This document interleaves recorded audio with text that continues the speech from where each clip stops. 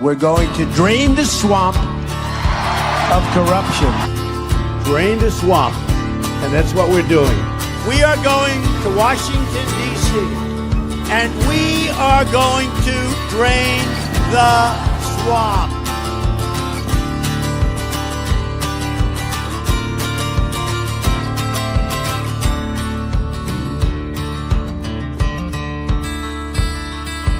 This is Harvey Barnard from the NESARA organization. NESARA stands for National Economic Stabilization and Recovery Act. It's a package that Harvey has put together, and he joins us in studio today. I'm a systems troubleshooter. I take a look at a system for my clients and decide what's wrong, what are the problems. And we've got some real problems in this country.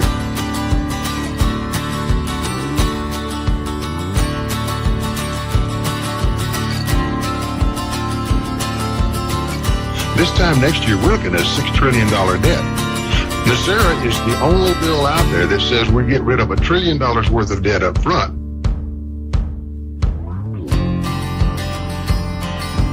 Drain the swamp, and that's what we're doing. Hi, I'm DIONESE Barnard Gerber, D for short. As you may know, my father was Harvey Francis Barnard, author of the National Economic Stabilization and Recovery Act. We can clear up a misconception right there. It is stabilization.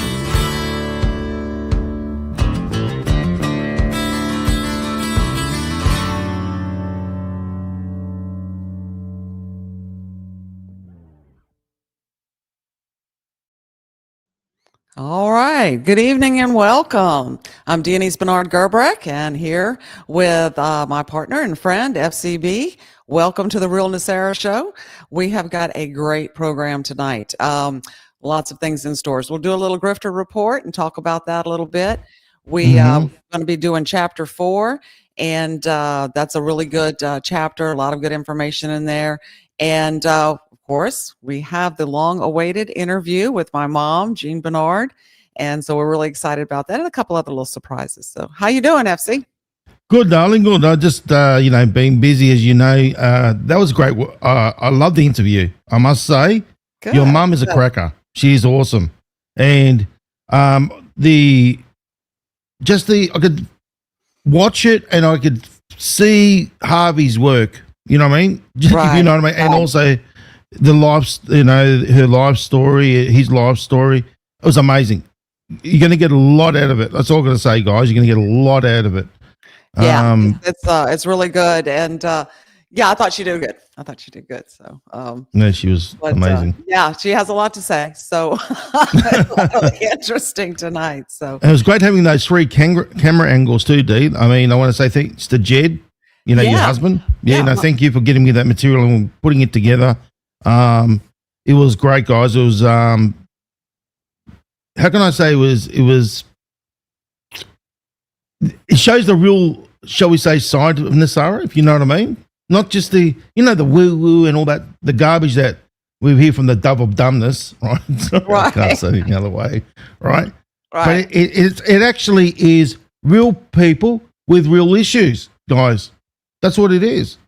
It's not the Palladians and the this and the that, you know what I mean? It's actually real. Yeah, actually, and you get to see, she talks about the hard work that went into this. This was not just an overnight wish list that said, okay, let's wave a wand and all of this can happen. There was years of research and putting it all together, and will this work and that won't work. And when she talked about her collaboration on certain issues and that type of thing. So it tells you the human story of how it all came about. Oh, it's fantastic. Yeah. Right, so what have we got today, Dee? Oh, Okay, looking forward so to do you this have one. any you got any grifters for us? Did you have Okay, yeah. let's talk about that one. You would have seen that, and President Trump recently with the med beds business, right? Did you see that little thing with the AI? Yes, and that the one that the video that he had up there for a little while? Yes, that one right Okay. there. Yeah. Okay, so basically he did that, and he did it by design. Look, we discussed, and I want to say thank you to you, darling, because what you did was awesome. We both wrote to him, right? Yeah. We did Rumble, we did them, and what did we have? And I showed the timelines. Basically, it was us first, Right. Yeah, then mine, it was him after us. yeah, mine right. was actually a couple of weeks before yours when we Oh, did. there you go. Yeah, okay. So remember when I sent you the clip, that first clip that my friend had texted me, where they showed him announcing in the Oval Office, January 1st, 2026, NESARA will be implemented. And she panicked and she texted it to me. And I said, okay, it's AI, it's fake. Don't worry about it. I didn't even ask her where she got it. Get that one there. Yeah. Yeah, and I sent it to you, and so right then and there, I emailed him. Now, of course, I went through the White House website. That's you go and you email, and Yes. I just told him the whole thing. I attached the video, and said, "Look, these people are continuing to make money off using your image, and like this is actually your program, and we're out here trying to spread the truth, and and I've been doing this for quite some time." Please help me, please. And left it at that. And then it was a couple of weeks later, we had all of this happen. So I was Yeah. really shocked. I tell you, I was. Well, what happened with me was I had that incident with Rumble. You know that incident where they were bodging up all my videos, and I got a bit shall we say pissed off. And because you work hard and you want that message to get out there, about even the videos that we did with NESARA, the real NESARA show was mucked around with, right? So I got my two contacts there. Don't you worry. The CEO of Rumble personal email, right? I got his personal email, and I got my personal email of Mr. Claudio Romello. He's a massive shareholder in Rumble as well, and I put it out there. You saw the email that I put out there about the med beds and the RV and the NESARA, the fake, all that business, using his likeness and all that. Okay, and Mr. Pavlovsky, who's the CEO of Rumble, he rubs shoulders with President Trump. Right? I've seen him when President Trump does a presser on technology, he's there, right? And he even calls him out. Believe it or not, within minutes, I got an email from Mr. Pavlovsky, direct, right? And he was saying, "Look, we're trying to sort this out, blah blah. Please don't think that we're targeting you, all that." Now think about this. And I said in the email, I know President Trump watches me. I know he does, right? His team, he does. I know he does. Now let me tell you something, D. You wouldn't have the CEO of Rumble, and I've got me, I've always got the facts and receipts. Meticulous. I'm willing to bring it out to the table. Don't you worry, I've got it. Yeah. Right? And within minutes, I'll tell you what, bang, an email from him, direct from him, saying, "No, don't think we're targeting you." Claudio, the same thing, bang, straight away. Okay? And think about this. If they thought I was some sort of nut job, they wouldn't be getting one of their technical support people to contact me. But they know I mean business, because I said to them I was going to go and catch a flight and catch up with them, right? I really mean it. And it's not the first time I've said it. This is the second time. So they know exactly what I mean business. Now, I know President Trump's team does watch me. I've tested it many times. I just showed you again recently when I called out his likeness about the med beds and all that, like we did, as well. Right. And bang, out that comes. Now, think about this. That came out for a reason. It was to show those grifters, hey, I'm watching you. I'm watching you all, right? Because he left it not for the whole time. Remember, he took it down. I've got Caroline, the press secretary. She was asked why he put it up and took it down. And I know why he took it down. Because number one, it's called bait. President Trump likes to trap these kind of people. He's a master at it. He is. He is a master at it. And the grifters, this is the thing. What he would have seen is who's going to jump up and down and roll with it. You know what I mean? So they would have seen, and remember, Space Force controls it all. It's true. And that's factual as well. President Trump said, I made Space Force my number one baby. Right? That's his number one. I created, it's his pride and joy, because he set up that little Trump trap of his, he let it roll, and then he was watching to see, like this, you know, the story of Job, you know? Yeah. God allows Satan to tempt Job and to see if he's loyal to God, right? That's what they did. So they wanted to see who was going to roll with it. Oh, don't you worry. A lot of them rolled with it, and they got rolled as well. Oh, you know what I mean? Yeah. And they went with it. And you know what would happen? It went on for a few hours or so, and then all of a sudden President Trump took it off. Why did he do it? He's never taken things off. You know that. He puts something up, it stays there. Yeah. Okay, think about it. The trap's been set. The job has been done. Names have been named. And then afterwards, so the names have been written down, and the kicking ass will take place afterwards. You know what I mean? Yeah. That is awesome. I can't tell you, it's the satisfaction, rewarding, you know, to know that we're heard, and by the most important person. So. And the other thing is, did you see about the Trump coins? That's the other one. I knew straight away. No, I didn't see another that thing. No, I didn't see that. It was lovely, darling. Let me tell you, President Trump. Okay, basically these Trump coins, he's been putting it out there, dollar on the dollar coin, right? Creating a dollar coin with Trump's face on it, and there was I think the ones, you know, that there were, I think I've got all of the information here, but they're saying this is the real one and not fake news. Now think about it. The real one. What have they been putting out there with his likeness again? Fake Trump coins, fake Trump bucks, the grifters, right? Right. Okay. And then they're saying the real ones, not the fake one. And they call them fake news. That's what he said. So he's basically put it out again. We're going after you guys. You don't realize it. These grifters don't know what's coming their way. You know what I mean? That's incredible. It is. I'm so excited. I said about it on the Pulse yesterday, and I showed the coins. I showed what they're doing, what they said. Oh, don't you worry. It's going to – people think they're laughing up and down. They're jumping up and down for joy about this little fake AI business, you know, the med beds.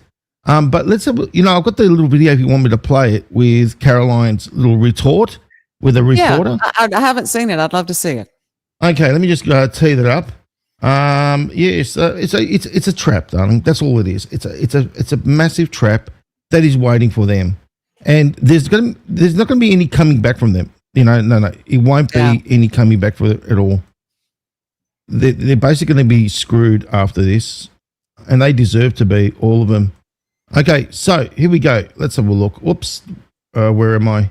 Over there. Can you see it? Yeah. So this is the one that President Trump put out there, right, with the med beds. Okay, and this is the one. This is the one that Carolyn Levitt was, and I want to say thank you to my team for bringing this one to my attention. So thank you, team. I love my team; they're awesome. Here we go.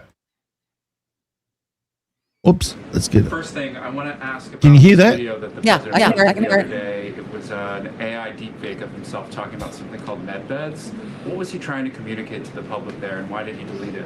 I think the president saw the video and posted it, and then took it down. And he has the right to do that. It's his social media. He's incredibly transparent, as you all know. You hear from him directly on social media. He likes to share memes. He likes to share videos. He likes to repost things that he sees other people post on social media as well. And I think it's quite refreshing that we have a president who is so open and honest directly himself. Many a times on Truth, you are hearing directly from the President of the United States.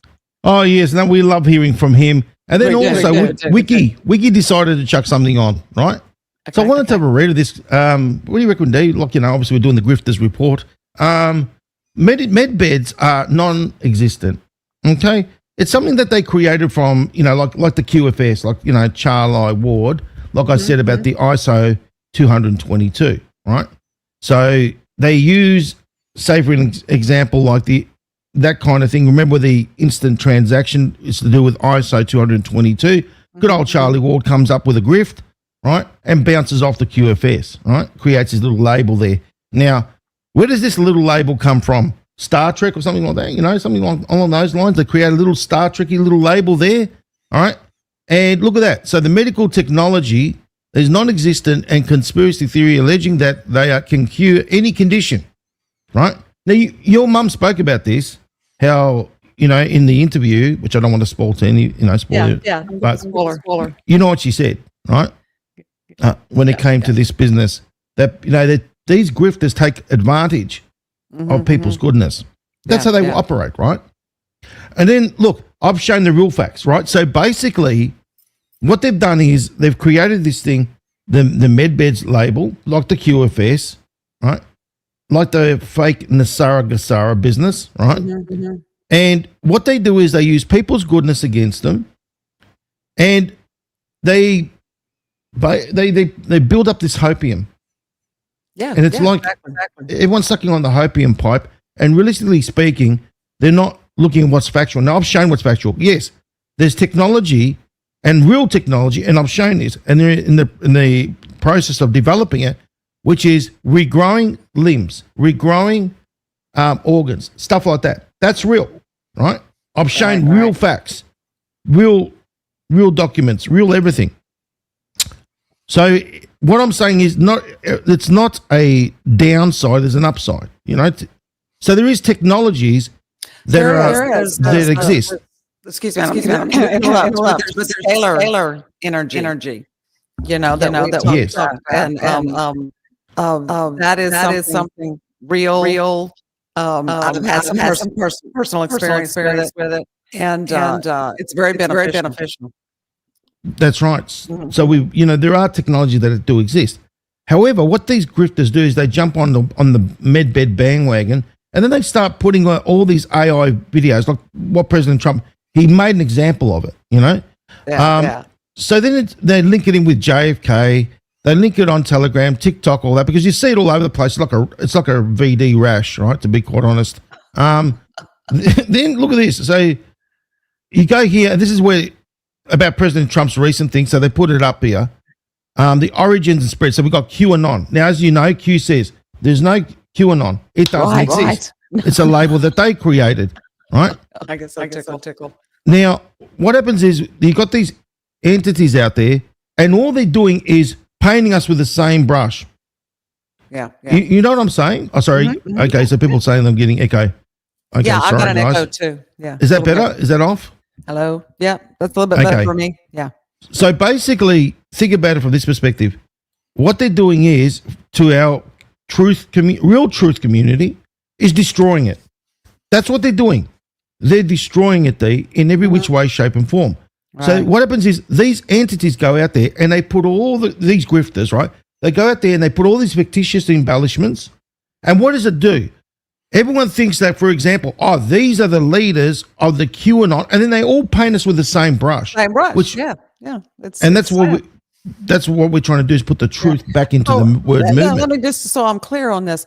Is that on Wikipedia? Yes, it is, darling. Yep, okay. It's right there. So Wikipedia put the AI video on there?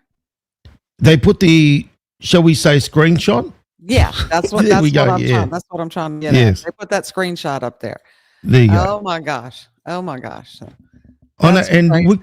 Tucker Carlson had the creator of Wikipedia on his show just recently, and he had some really interesting stuff to say. So that's something we should look into.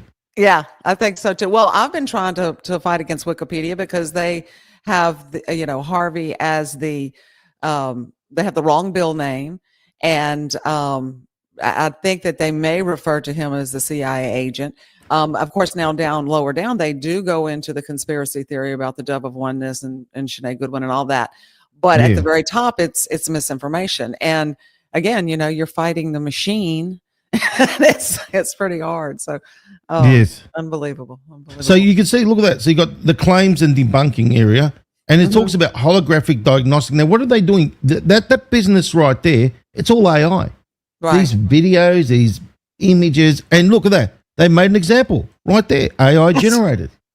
Yeah, that's what I'm. You look at this, and people look to this for correct information, and you have this AI generated thing. And that's the thing. And then they tied in with a NESARA, the pseudo NESARA GESARA business. Mm-hmm. Okay, and they continue on, and it's like, when are you guys going to give up? No, obviously not. You're going to take it right to the very end, grift, make as much money as you can. That's okay. President Trump set the little trap there, because in the end, it's going to be, as I said, the kicking ass is going to take place later. Yeah, good. It needs to do. It really does. It does. And, these grifters are successful because, well, let's just say, you've been talking lately about the arrest and that kind of stuff. If you just talk to the average man and woman on the street and you say, hey, what about Comey or Brennan and Clinton and Obama being arrested? And they'll say, oh, yeah, they did something bad, they should be arrested. But it's not their prime concern. I can tell you their prime concern is, what about my pension that is in the stock market? What about my 401k? Am I going to be able to go to the drugstore and get my prescriptions? Am I going to be able to send my kids to a school, any school, trade school, college, etc.? What about my Social Security? These are the things that they are concerned about and occupy most of their time and thought. And they are looking for security. It's human nature, right? And they will go to anyone who puts out a welcome mat that says, I got you. We got you. Come on in. You can sleep well. We got you covered. And so that's, they're feeding off of that need for safety and security, Yes. And so that's why they're so successful, because people will flock to that. And we'll say, if it's too good to be true, it probably is. Nothing really works that way. It's things are a compromise. It's give and take. It takes work and thought to bring about, change in a fair system. Well, this is the thing. I mean, we want everything to be factual, right? Right. I want healing. We all want healing. We all want it, but we want it to be true, guys, at the end of the day. That's what it's got to be. It can't be all, just, they say things like, I've seen them, have you seen them in action? They're just ridiculous. They just spin crap, right? Yeah. And it's like the people there just sit there and they eat it. It's a phenomenon, guys. It really is. I don't know. Yeah. It's yeah. And again, it just goes back to the human nature, the need for security. It's just common, it's a natural desire. It's something that we want to know that we're safe and secure. We want to know that our family's safe and secure, and especially financially, right? That's just important. And you know how they work, right? Yeah. Oh, let me just show you. There we go. Yeah. Remember? Right. Even your mum mentioned it. It was funny. She did. Yeah. They gag orders. The only thing they're gagging is all the crap that's coming out of their mouth. Right. NDA, non-disclosure agreement. Okay, you've heard that one being pushed, and that's always from the dove of oneness again. Right. And every one of them has said the same thing. That's why they can't bring anything legitimate to the table to discuss, because we can't talk about that. And it's so funny. So this has been going on since the 2000, 25 years. Yeah. So, I'm sorry to say, but you've got two political parties up there constantly fighting each other. I guarantee you, if it was in someone's best interest, they would have let the secret out of the bag a long time ago if it was legitimate. Okay. Exactly. Okay. That's just the parties and the upper politicians. You think about all the aides and the clerks and all that kind of stuff. I mean, you can't keep a secret in Washington, unless it's they've got a gag order, and have you heard that little excuse? Right. They've got a gag order, and if they open their mouths, they're going to be shot. Yeah, well, you think someone would have stepped out and said, "Okay, I'll take a chance. I'll take one for the team. We got to get this." Yeah. Oh God, it's so ridiculous. Oh my gosh! It's just so funny because we're laughing because we use logic, right? Yeah. And we honestly, look, I really feel for the people because they're being misled. But they too got to take ownership and responsibility. They can't just sit there and blame them. Hold on a minute. Have a look at what's real. Hasn't anyone got the, shall we say, the brass to say, hold on a minute, you're showing us all this fancy stuff. Show us for real. You know what I mean? Yeah. Show us for real. I can understand it. You know, it was I would say a concern of mine. I'll even go so far as to say a fear of mine, because I didn't have the in-depth information that you have been able to provide us with. So as I'm stepping out with this and I'm getting hit with all of the stuff, I'm going, okay, am I the crazy one? Maybe I'm wrong. Maybe, you know, and so it was fearful at first, until I was able to, like I said, with your aid, do the research and find out exactly what's going on. And then I said, okay, no, I'm not crazy. No, you're not, darling. Don't you worry about that. Right. So let's get, like, delay tactics. That's another thing. It's going to happen then. Like NESARA, remember that one? The release of the pseudo NESARA GESARA was going to take place on the 1st of September, right? Yeah. And now the new date's the 1st of January. And they've been kicking the can up the road ever since for a long time now. Right? Remember, even from the double wonders, let's go back right back there. She's been kicking that can. When she kicked the can, kicked the bucket, she continued. Others took her little torch and they've been kicking the can down the road again. Then come around the COVID time, Charlie Ward picked it up and kicked the can up the road with the rest of the gang. You know what I mean? Yeah. And that's what they've been doing. And they all claim to have insider contacts. That's the other thing. That's the other, like the double oneness again. Oh, no, I've got the military. You know what I mean? That came from her. You know? Right. I got the Navy. You heard about that business? About the bomb being stuffed in some hole. No, I knew about the military, but I didn't hear about the Navy. So. You know, she got it. She had it all. And then you had MI6 she had as well, and all the rest. All of it was just unbelievable. And then they mix fact with fiction. So they'll talk about the Federal Reserve, how rorted it is, and it was 1913 and blah, blah. So that's the fact. Then they'll put all their fictitious crap to give grounding. You know what I mean? So they'll say, oh, he said that. So that must mean it's true. You know what I mean? The rest of it. Right. So that's how that works. Then you've got the whole bunch of them that are doing the same thing. And because I heard it from there, I heard it from there, I heard it from there, I heard it from there, must be true, right? So they've created their own little echo chamber network, right? Then they're playing from the left and right. So they got left and right, you know, and I've exposed that. I'll call it the channel network of the channel of network, like infiltrators, basically, I'll call them. So they run from left and right. The multi-channel network infiltrators, that's what I call them. Okay. Right? So left and right. Doesn't matter what side of the coin, so to speak. And they're all working together. Right. Fear of missing out. Oh, if you don't do this, I can't be blamed when the banking system collapses and you lose all your 401k. Come and buy virtual gold. But by the way, I like juggling my gold bars in my hand. You know what I mean? Right. This is the ridiculousness.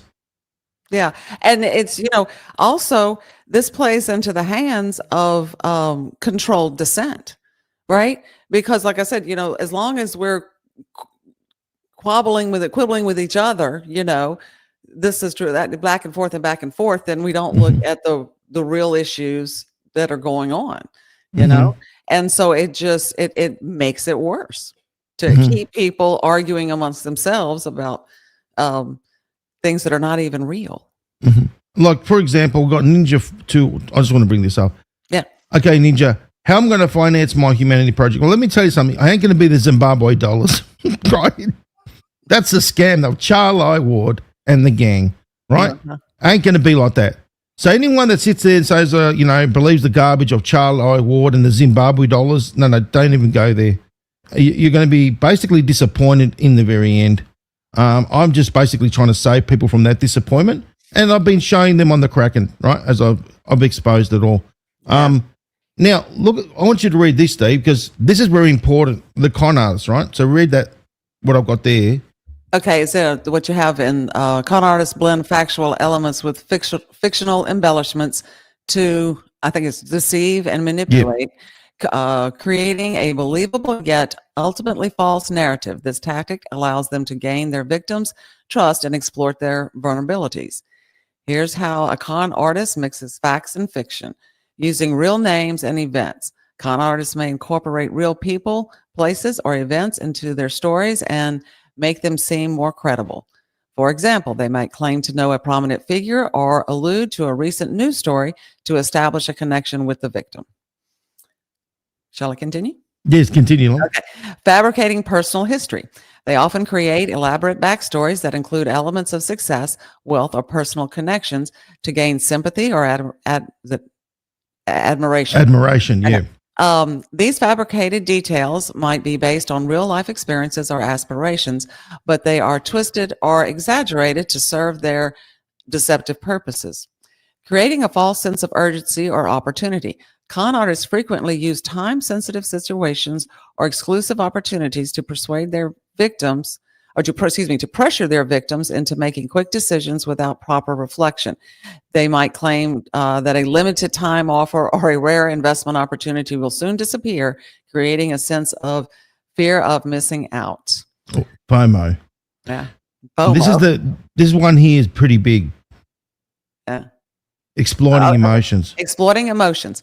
Con artists are adept at identifying and manipulating their victims' emotions, such as greed, fear, or compassion.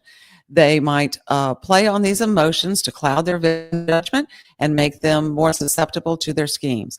The combination of factual events with fabricated details make it challenging for victims to discern the truth, as the con artist narrative appears plausible on the surface. This is why it is crucial to be skeptical of individuals who make extravagant claims or pressure you into making hasty decisions without proper verification. I mean, that makes all the world of sense, doesn't it? It does. It's what they taught us when we were growing up. Well, you think about it, for fear of missing out, right? Yeah. Oh, they do that all the time. All right. If you don't get it, don't blame us. Oh, no, I better listen. I better go and do it. Otherwise, that's the fear of missing out. Then you got all the other, they use the emotions. Yeah. Not logic. So they basically use the emotions, and people like let's talk about the Zimbabwe dollars, because it was very important, that one there. People are good at heart. They're very good. They want what's best for everybody, right? So this Zimbabwe dollar thing is something like Charlie Ward did, right? And then Simon Parkes and all the rest of them, about the RV reevaluation business, right? Now, what they did was, the way they do this is to bring down the guard. So you got the ones that got the direct grift, then you got the ones to bring down the guard. So you need to gain the trust of the people, right? So they hit you in the heart, and they say, if you want to do something good for humanity, and not necessarily go and buy the Zimbabwe dollars from them, go and get these Zimbabwe dollars. So you go out there and source them, right? What it's doing is, see, this is part of the psychology. Mm-hmm. So by you going and buying it elsewhere, it's like, no, they're not making any money off this, but they are. They don't realize how. I'll explain how. Okay. So what's happening is, they're saying that these Zimbabwe dollars is going to translate to a humanitarian project. So you're going to, at the end of this, you're going to be brought to a redemption center. There's going to be some ETs there, and they're going to use special technology. This is what they say, right? And they're going to assess whether you are worthy of having this humanitarian project. And then you can redeem your Zimbabwe dollars, right? Something along those lines. Okay. Anyway, yeah, it's ridiculous. Then what happens is, people think, they're thinking about humanitarian. See, so then they bring in the Zims and the Dongs and everything else in, and then you go buy them from somewhere else again. But this is where they make the money, monetization. And then what happens is, that's the free hook, right? So you got the bait, right? So what happens is, you want to know more about what's happening with your ding dong, right? Whatever it is, you got to speak to these people, as in follow our channel here, the Grifters channel, right? Uh-huh. So what happens is, they give out the free information, but then hold on a minute. If you want to know more, you know what I mean? Because our NDA, that's where it comes in. Everyone's got an NDA, but apparently in the NDA, there's a clause, right? And in that NDA it says if you pay more money by subscription, we're allowed to tell you more. That's the ridiculousness of it, right? So, does the receiving of the funds take the sting of the bullet away? I don't know. He said they would get killed or shot. It's like, if I get more money, then they won't shoot me. Is that? So what happens is people actually do it, and they fall for it hook, line, and sinker. Yeah. And what happens is people, I want to know, I want to have the one with the inside, because he's got the insider contact eye, and then they do the theatrics. So the theatrics adds to the garbage as well, right? So they do all these theatrics. They do they throw God in the mix as well. Jesus is in there. Jesus loves you and everything else in between. So that it grabs everyone from all different directions. You know what I mean? All different walks of life. And he plays on the emotions. And then guess what? So basically, your guard's down. You're trusting these people. The way they come across is like they care about you, which they really don't. Okay, all they care about is making money, and they see you as a dollar sign, right? So then what happens is you want to know more. You know, you got to pay. And this is the thing. People got to realize subscriptions. When you add it all up, we did the mathematics, right? So you got a million subscribers that say €13 or $13.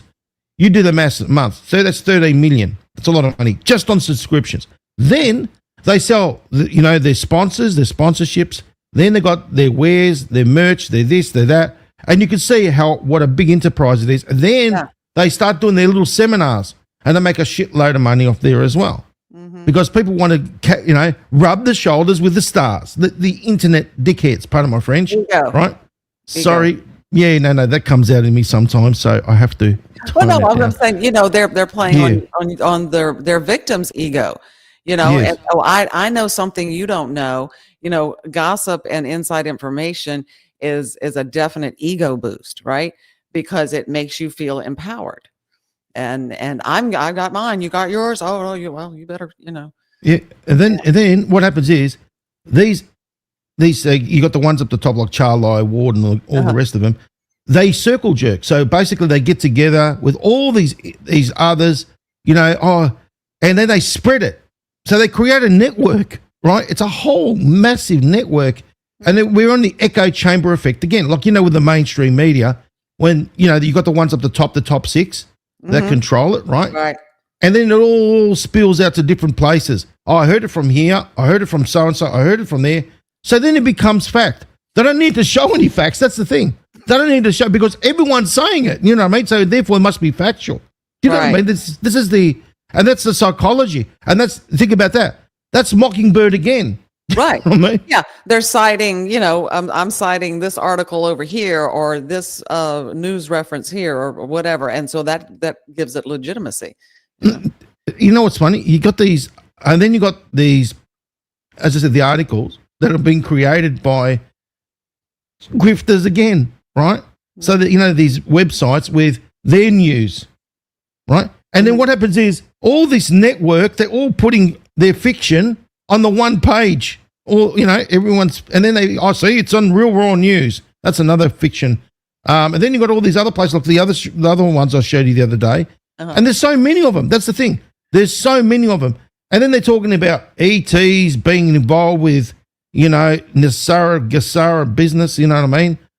Pseudo, I want to call it pseudo because it's all fake. It right? is pseudo, yeah. Yeah. Palladians here. And then you go back to the double oneness, and you can see that it's all from that again. You know what I mean? So it all stems back from her, from the Dove reports. It does. And what is the one out? It's Galactic Light Federation. I've seen that. It's all AI generated, right? And so someone, I don't know who runs that, but someone does. And it's not just the NESARA, GESARA, but they talk about all of that kind of stuff. And it's very interesting information, especially if you're, following a what we consider today a spiritual path. A lot of good, guidance and good meditation, that type of thing. But when they started saying things about even referring to things that we know of Q and things that we've heard in Q drops, and I said, let me check.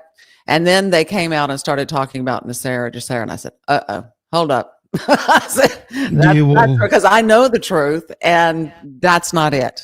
You know, there are people that use that Q very religiously, and they put it through the trash heap, realistically speaking, because you think about it, what they do is they use the number 17 and Q to give validity to their garbage, right? And what happens is they'll say their fictitious things, and people think, oh yeah, it must be in the Q drops. Do you know what I mean? Right. Which it isn't. It isn't at all. And I've said to people, don't listen to that, right? Because what they're doing is they're blurring the lines. That's what they do. They blur the lines and they bounce off Q, right? Which is military intelligence. I've proven it over and over again. Yeah. Right. And then they use the number 17, like these idiots. Channel 17 is that one right there. All he does is enable all the grifters, and he's a grifter himself, right?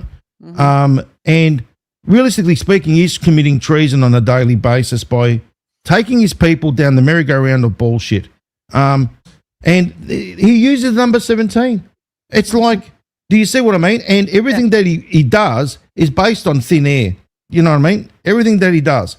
So he goes out there and basically enables, so he's got Dr. Scott Young, which is about NESARA, GESARA, the pseudo NESARA, GESARA, right?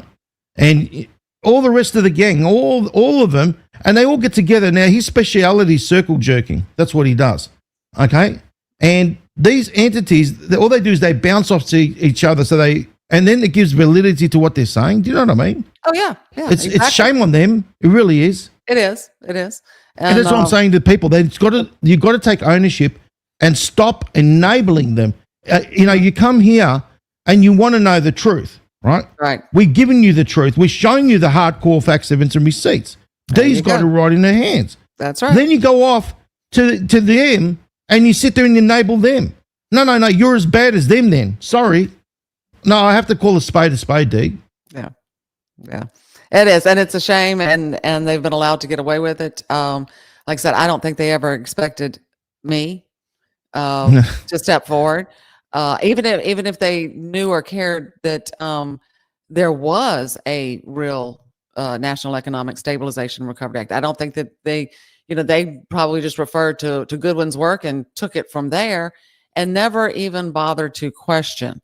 So I'm sure it was quite a surprise to them. And wait till they hear my mom's interview, and that ought to let them know real quick. They should have done their homework. No, look, it's just ridiculous. It's got to come to an end, and what they do is they sit there and they call themselves journalists. Don't even bother calling yourself a journalist. Realistically speaking, you're not a journalist. You're an idiot, okay? Now, let me show you what an idiot looks like, okay? Because I think people got to get it. Have a look at this character right here. Yes, ladies and gentlemen, Mr. News Treason himself, right there. I think it's about time. Right there, ladies and gentlemen. Channel 17, ACA News Treason. Have a look at that. NESARA, look at that. Do you see it? Yeah. Changes on the Horizon by James Rink. Okay? Goes on and on and on. If I type in GESARA as well, right? Look at that. Captain Kyle and the gang, all the rest of them. Yep. Okay? Now, look at this. No, they go on and on. Look at Mal K. Mm-hmm. Look at that. All of them. Look at that Quantum Financial System. They're all there. And this character, basically, okay, he goes around and he calls himself Channel 17. Look at that. Channel 17, news treason. The only treason you're committing is on the news. You know what I mean? And with you're obviously enabling your garbage out there, and people are biting it. He's like a rash. You know what I mean? Yeah. Merchandise.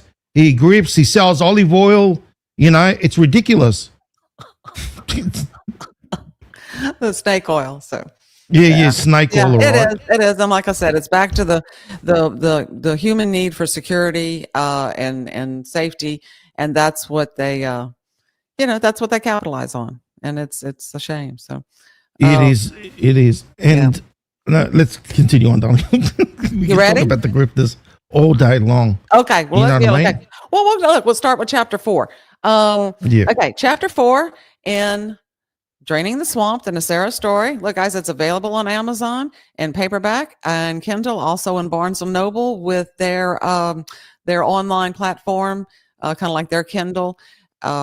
Get your copy so you can keep up with us as we do this, there we go. examining the book study. Yeah. Over here. That's my email address. Yeah, there it is. You can go to that website and all the links will be there for you so that you can keep up with us. So, okay, chapter 4 is negotiating with the warden. I think Harvey picked that title for this chapter because we have put ourselves in voluntary servitude and from a financial standpoint.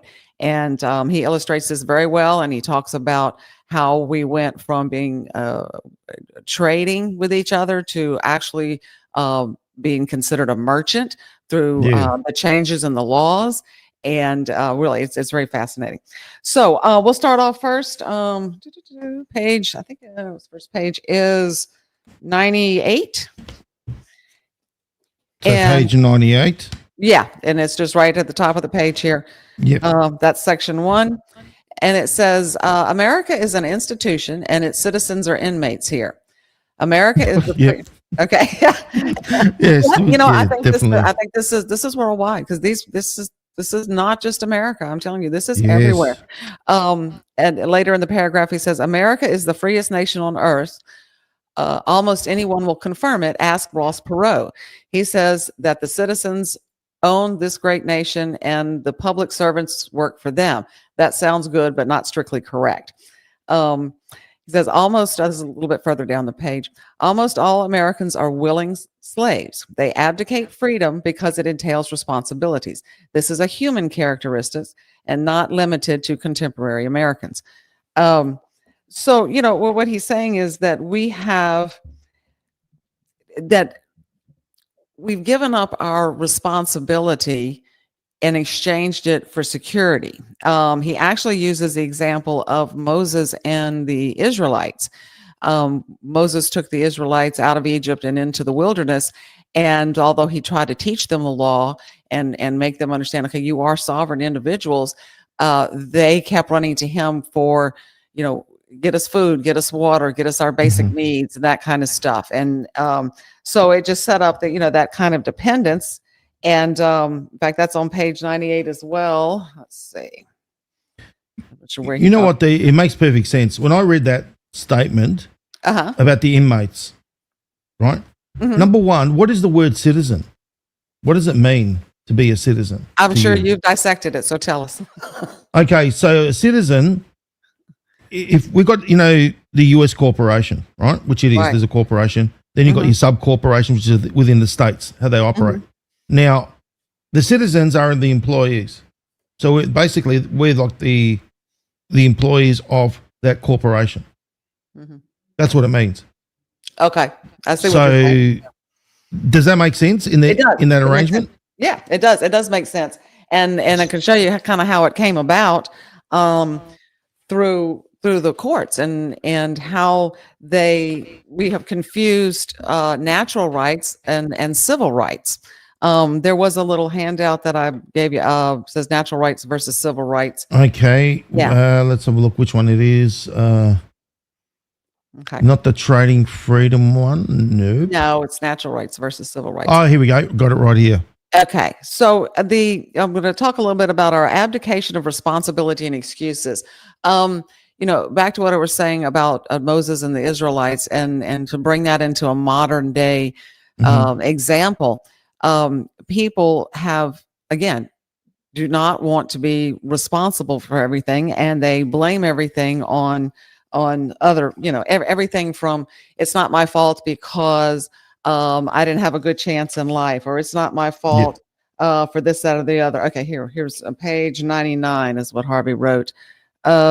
People blame their misbehavior on society, poverty, the schools, churches, the police, the government, their genes, alcohol, drugs, refined sugar, or anyone else but themselves. And so he used a little example of a drunk driver who goes out and commits like $500,000 worth of damage and didn't think, that he was going to do that. But it's not his fault anyway, because the state gave him his license. So it's the state's fault. It goes back to what we discussed, Dee. Yeah. It's like this. and talking about the grifters again, right? Uh-huh. So what happens is that these people don't want to take responsibility. When things go pear-shaped, they're going to be blaming the grifters. We're realistically speaking, as I said, you've seen that the truth is out there. You've seen that the truth exists. However, you continue to go on that path. Well, then you've only got yourself to blame. Right. You know what I mean? It's about time they took responsibility. Yes, and that's the whole thing. If it sounds too good to be true, it usually is. Things do not come that easily, especially when you're talking about an experiment like the Constitution. Okay, this requires work to keep it going. Right? Everybody has to be responsible. Though Harvey talks about natural rights versus civil rights, and let's see. I believe we're on page 100. Okay. So I'm going to read a little bit from the book tonight. Originally, laws were based on natural rights. In the Declaration of Independence, the Founding Fathers declared, "We hold these truths to be self-evident, that all men are created equal, that they are endowed by their Creator with certain unalienable rights, that among these are life, liberty, and the pursuit of happiness." They were practical men with little propensity for trivial philosophical discussions. They avoided argument by avowing rudimentary truth to be self-evident. Now, we'll get to some kind of quick definitions here. All humans have an absolute right to their property. Life is the most fundamental property of an individual. It does not belong to the king or to the state, in the society or the tribe, but only to oneself. Liberty is the right to the fruits of one's life, to one's own labor and experiences. The pursuit of happiness is a poetic description of the right to a lawful acquisition of worldly things. Remember, we talked about wealth a few chapters ago. Okay, so that's your, like, you can go back to your little chart there, the rights versus the natural rights. Yeah. So here we go. You see, natural rights here are in blue. Okay, so that's what the Constitution provides for us, and that's what the definitions I just read. If you'll look up at the top, civil rights, licenses, healthcare, housing, jobs, those are not natural rights.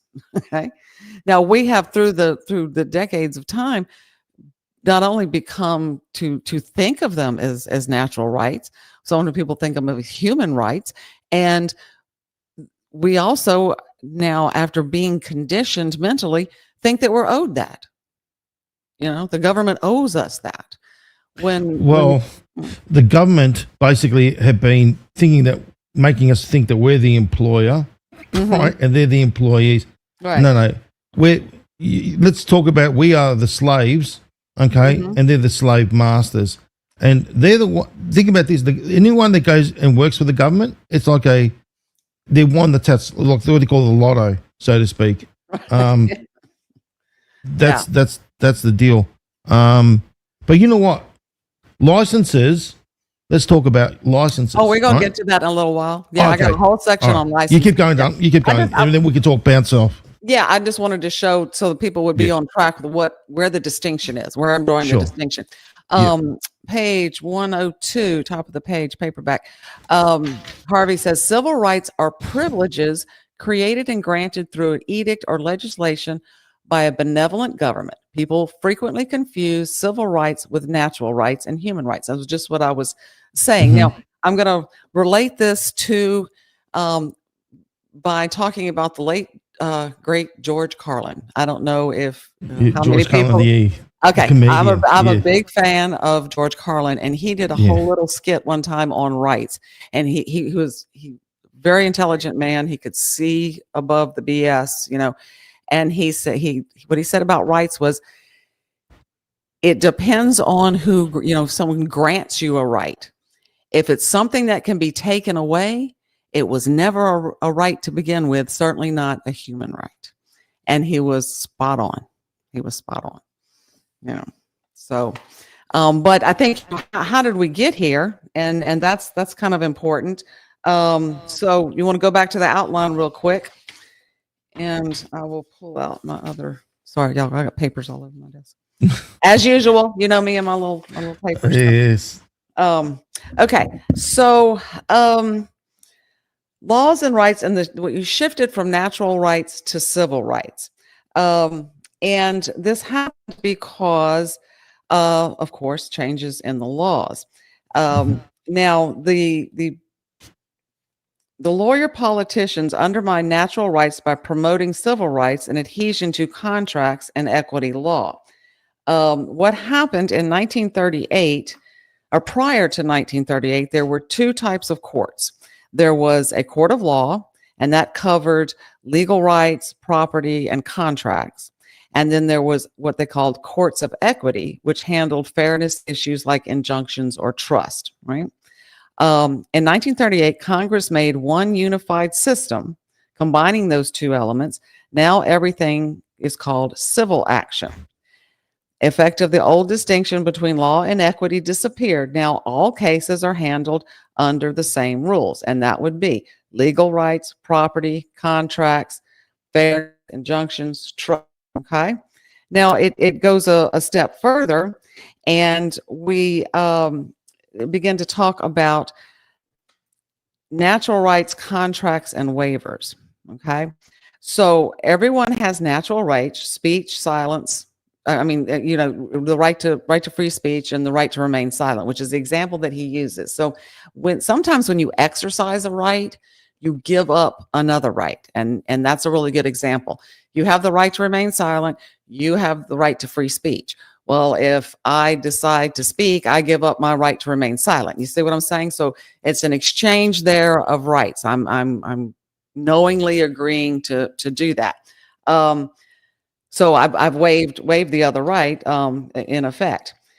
Now, I want you to keep that idea on the side, because there's several components to this and how we get down to banking, where it all ends up in the end. So there's trade and there's commerce. Okay. Trade is an even barter exchange. We're both standing here, and we're going to remember, I don't know, people who have watched some of the first episodes, we talked about the scissors and the stapler. Okay. We're going to trade. We're both happy. There's no reason to keep records on that. We both walk away. Commerce is a broader system. Commerce involves record keeping, transportation, banks, long distance exchanges. In other words, you're going to send me something, I'm going to send you something, or you're going to send me the money and I'm going to send you the product. That gets into commerce. Okay. Now, here's where it gets, this is kind of how they did it. In 1967, Congress passed a law ending the redemption of silver certificates. You could redeem them for silver. Okay. Now, I don't know, some people may be old enough to remember. I remember having a silver certificate, but I think they gave you like a year and a half you could trade them in. By 1968, the U.S. money was no longer backed by gold or silver. It became just paper promises. Remember, we went off the gold standard. Okay, now we have an IOU. Money is now a commercial paper. Okay, so that makes it commerce. It's something that's going to happen later, right? You're going to give me this and I'm going to give you this down the road, right? Or I owe you. It's an IOU. Okay. So let's pull in a few of these elements here. When you go to a bank, let me say this: commerce falls under kind of the old merchant law rules, right? When you go to a bank, you open an account, you have a contract. That is a contract you enter into. When you do that, you enter into the commercial system. Okay. You agree, because again, there's that change. When you give them your dollar, they say, okay, here's your account balance. That's the exchange, right? And then you've signed up for it, and you really don't have any choice, I guess is what I'm trying to say. If you want to do business, you have to have a bank account. Once you have one, then you are considered part of the commercial system, and you're now under the rules of commerce. Okay. Why is all of this important? Okay. Privacy. Okay. I'm going to get to the end here. I just want to comment on bank accounts, right? So the reason why they call it a bank account is because the account is owned by the bank. That's how they're able to take fees. right? So you put in the money, okay? You're the holder, but the owner of the account is the bank. That's what they call it, the bank's account. Oh, Make okay. sense? Yes, that makes Yeah, it's sense. all- Yeah, we were talking about those words, and the meaning of them and that kind of stuff. Correct. So your money, when you put it in there, it becomes a contract. Okay, it becomes commercial paper or digital equivalent. It's the Every same time I thing. hear the word contract, I hear the word con. That's what I hear. You're Well, you being got to read conned. the fine print, right? Well, And that's it. Yeah, here's an interesting fact. As I understand it, states are not allowed to infringe upon legal contracts. Okay, so once you're in a legal contract with someone, states are not supposed to be able to infringe upon that, which makes it interesting. But here's a statement. Once money itself is a form of commercial paper, all transactions move from trade, which is real value for value exchange, into commerce, which is a contractual obligation enforced under commercial law. This shift means that everyday economic life is governed less by natural rights and more by corporate style legal framework. Okay. And that applies to everything in banking, your deposits, your loans. We talked about a lot of that, your credit cards, all of that stuff when we were talking about fractional reserve banking. Okay. So why does this matter? Okay. Harvey argues that this shows how Americans unknowingly shifted from natural rights economy, trade with intrinsic value, to a civil rights economy. Remember, they changed everything and put it under civil law. Okay, so you have civil court, you have criminal court now, and you have civil court. So unless you've committed a crime, everything else goes to civil court. So now that's what governs it. Commerce by contract.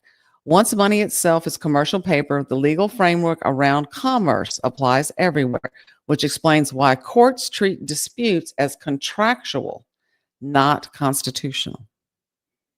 Makes sense. Now, also, there's the other little side part of this, and that is privacy or your right to protect yourself. Banking records are not, you cannot plead the fifth on banking records. Okay. That's wrong. Well, I'm going to tell you why. No, this is go for why. it. Go for it. Yeah, Okay, go for it. because you entered into a contract. Okay, you voluntarily said, okay, you're going to keep my records from me. Okay, so in criminal law, you can't be forced to testify against yourself, right? That's the Fifth Amendment. But in civil or commercial cases, which is, remember, that's the court we're in now, right? If you create records like bank ledgers, those records can be demanded in court. Since you voluntarily created them, they're not considered testimony, and the government can get them. Now, this brings us to the Bank Secrecy Act in 1970, made banks keep detailed records and share them with the government. I am on page 113 in the paperback. And 113. 113, yes. Yeah. And the page. So the Bank Secrecy Act of 1970, officially titled the Currency and Foreign Transactions Reporting Act, does not protect personal finance records as its short title seems to imply. Instead, it compels banks to keep extensive records and makes them readily available to the government agencies. Any records voluntarily created, after all, you asked to open the bank account, are not compelled. You were not compelled to do so. Neither are they, strictly speaking, testimony. Therefore, as the Supreme Court declares in U.S. versus Doe, records that you make voluntarily cannot be protected under the Fifth Amendment, especially when they are held by someone else. Now, from the government's point of view, your personal bank records actually belong to the bank, an institution created with government permission, right? They were licensed by them, and the government will see them whenever they want to, right? So, as you can see, how they begin to change the laws, right? And they they Manipulation. made without you realizing it, you became part of the commercial system. Okay. So you're really considered a merchant, whether you know it or not, even if you've never had a business in your life. But when you enter into that banking system, that's what you're looked at, and you are regulated under civil law.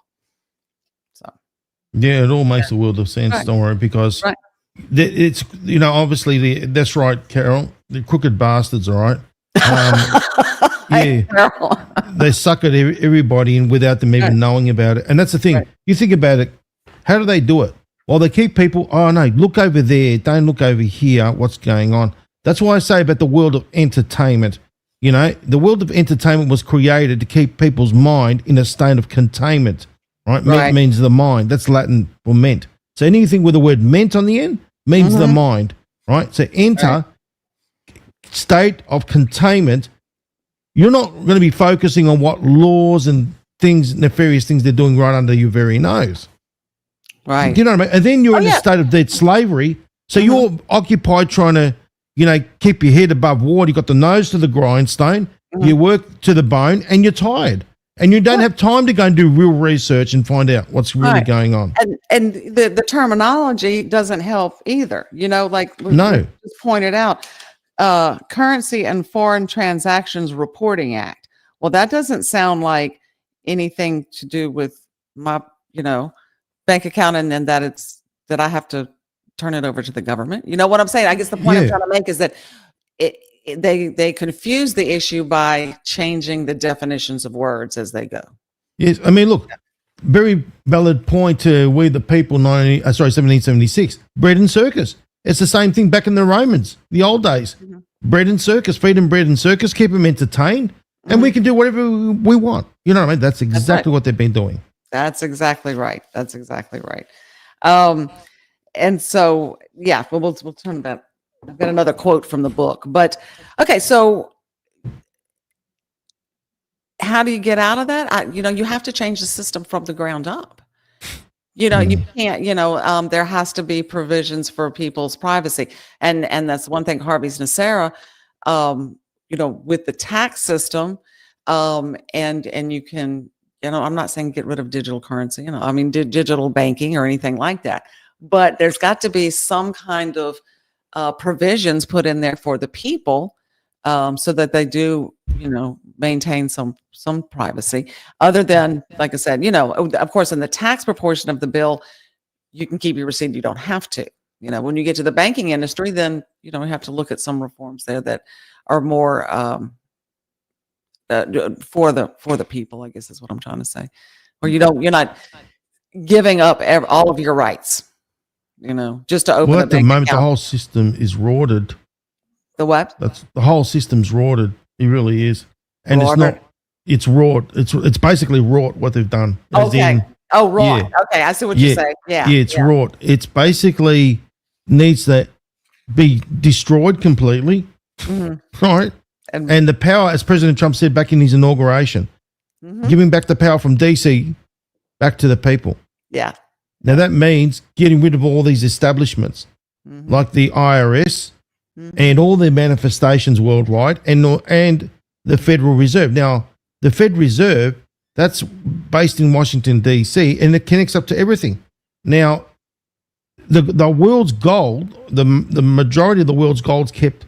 Well, you know, the biggest gold keepers are the ones of the Federal Reserve in New York City. That's true. You know what I mean? Yeah. So this whole thing is so set up so we are kept in a state of debt slavery and controlled. That's what it's all about. Right. Control. Exactly. Yeah. And it goes beyond just the banking system. Okay. When you're talking about entering into contracts, everything you do is a contract. I mean, you know, we were just alluded to earlier. What about licensing? Americans give up their rights through contracts and licenses, often without knowing, creating a modern system of voluntary servitude. One of the main it's voluntary. You're signing the contract. Yeah, the thing is that we're signing a con. That's what we're signing.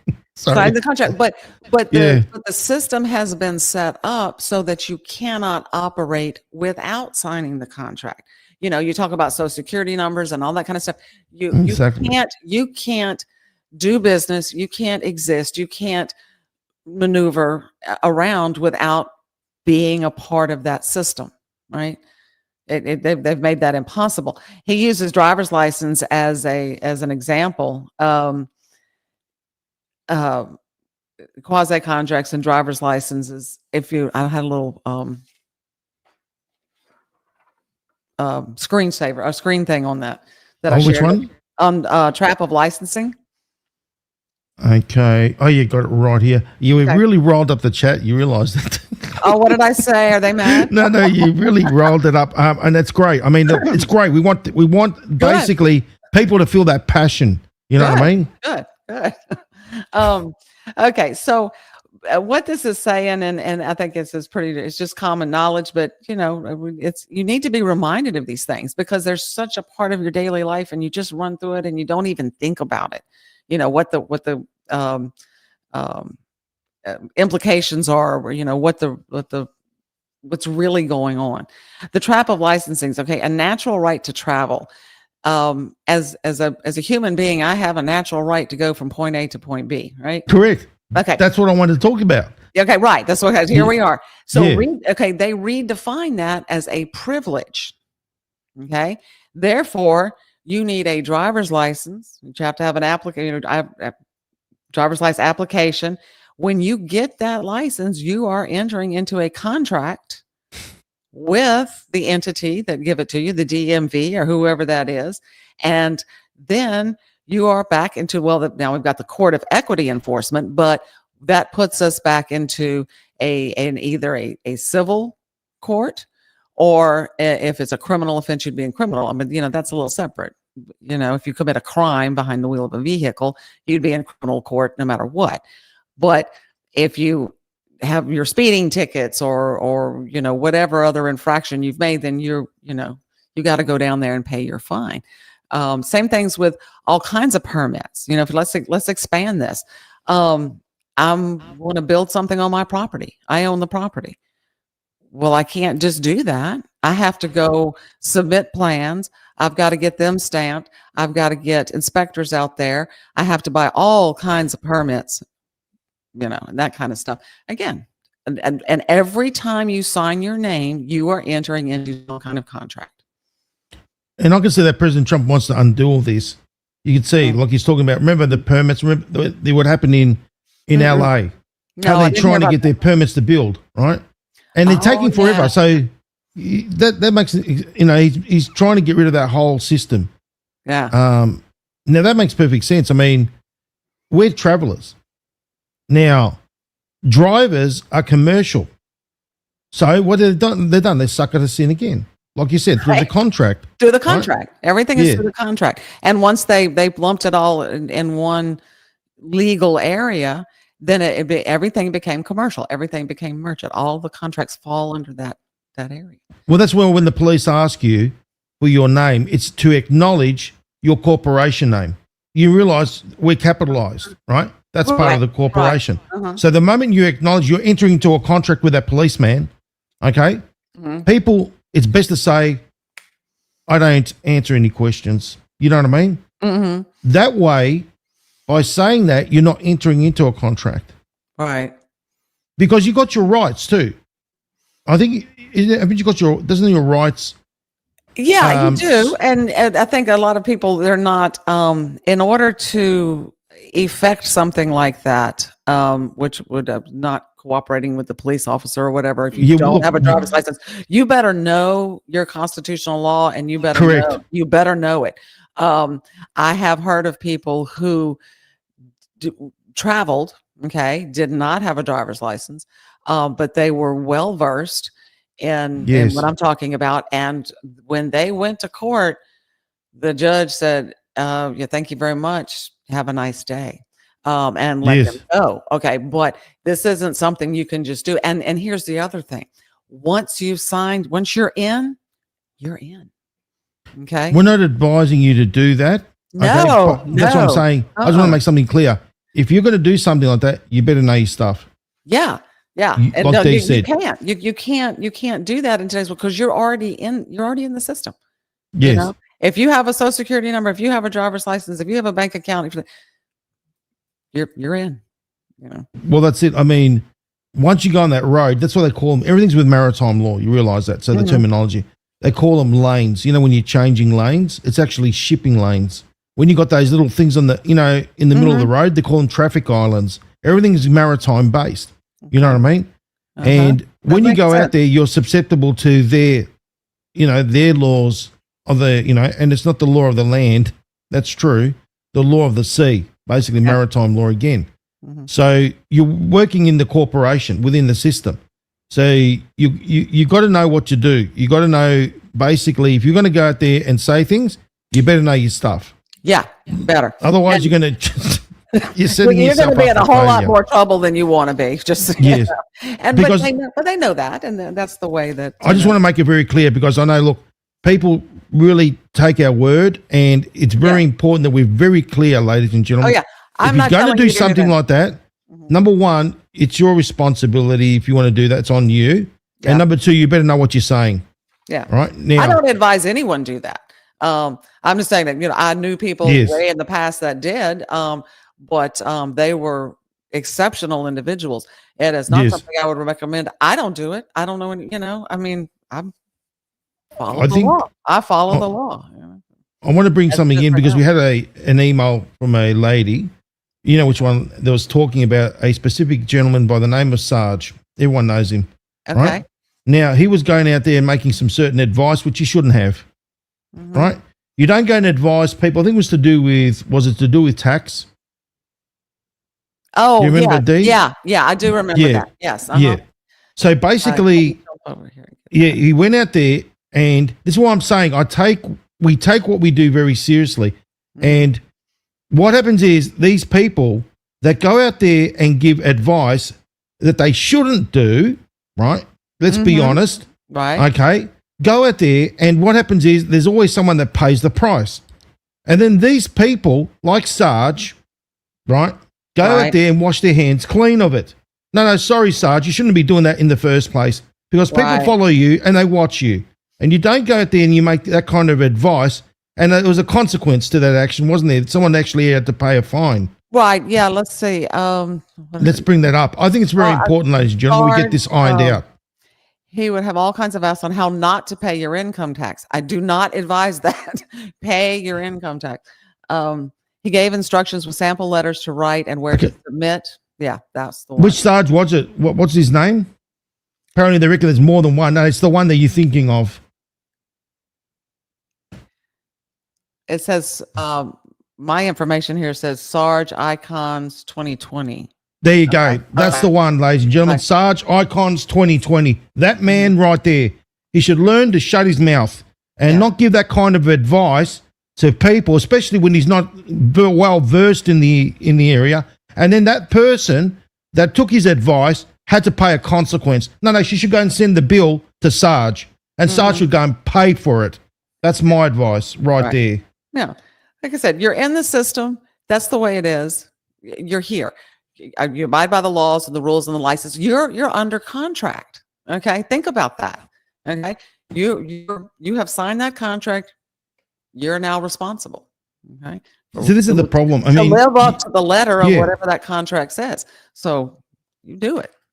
that's the problem. I mean, that's why I say, Dee, these people go out there and they don't take, how can I say, responsibility for what they're saying.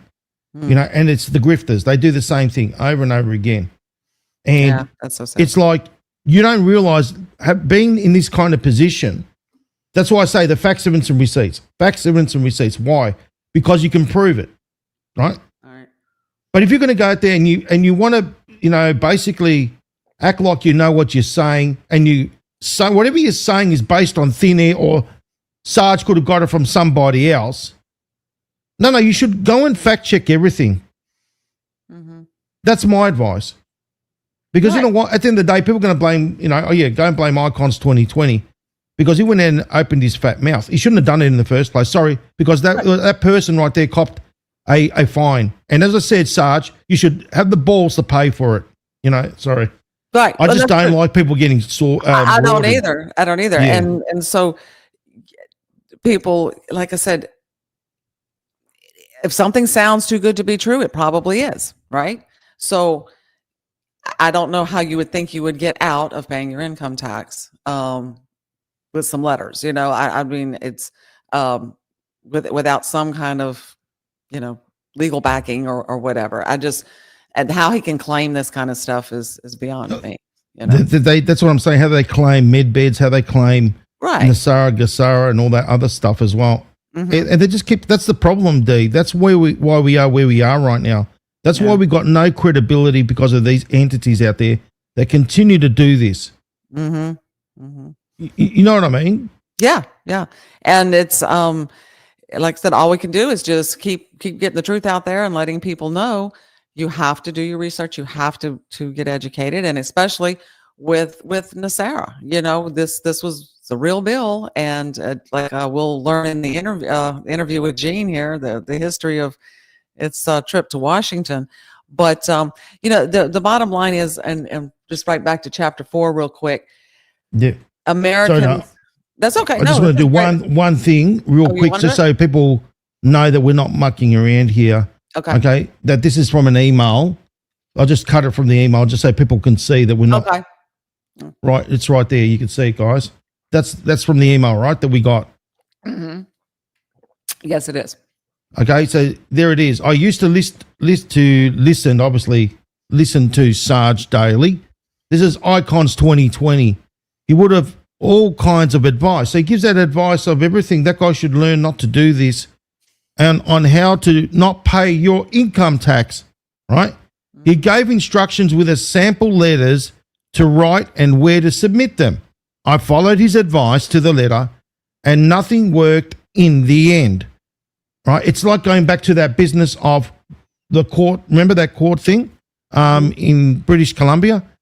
To do with NESARA, GESARA. Remember that one? Right, yes. The lady lost her home. Yes. Yeah, exactly.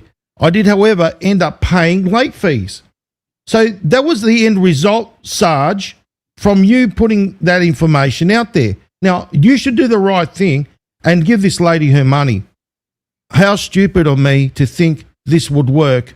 I was so desperate for financial relief and hope in a better future that I would allow myself to be influenced. Sad thing is, I was told everyone I knew about it. So not only did she do it, cop the fine, but then she got ridiculed, right? On top of it. Yeah. And obviously these people said, please don't do it. Why did everyone else see the con except me? Makes me want to hide away. So out of this, she feels ashamed. No, don't feel ashamed, love. No. No, absolutely not. Don't do that. No. And not to share anything ever again. So you see, this is the end result, ladies and gentlemen, from these caster characters. So sad that these people can get away with it. No, we're mentioning it. We do need to hold Rumble, like I said, and we'll put it out there, accountable, because they are promoting fraud and they're allowing fraudsters to continue on. And these are the end results, ladies and gentlemen. These are the end results. All right. Sorry, these are real results of what they do. Yeah, and people that don't have, you know, they're, like I said in the beginning, they're seeking security, they're seeking assurance, certainty in an uncertain world, and to that end, on that quest, they will go to anyone with a welcome mat out, and people who cannot back up what they say, cannot, you know, assure what they're giving or selling.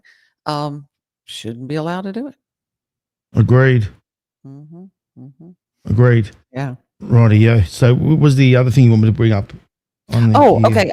Yeah, the little drawing that I had done on chapter 4. So this kind of sums it up in a cute little picture.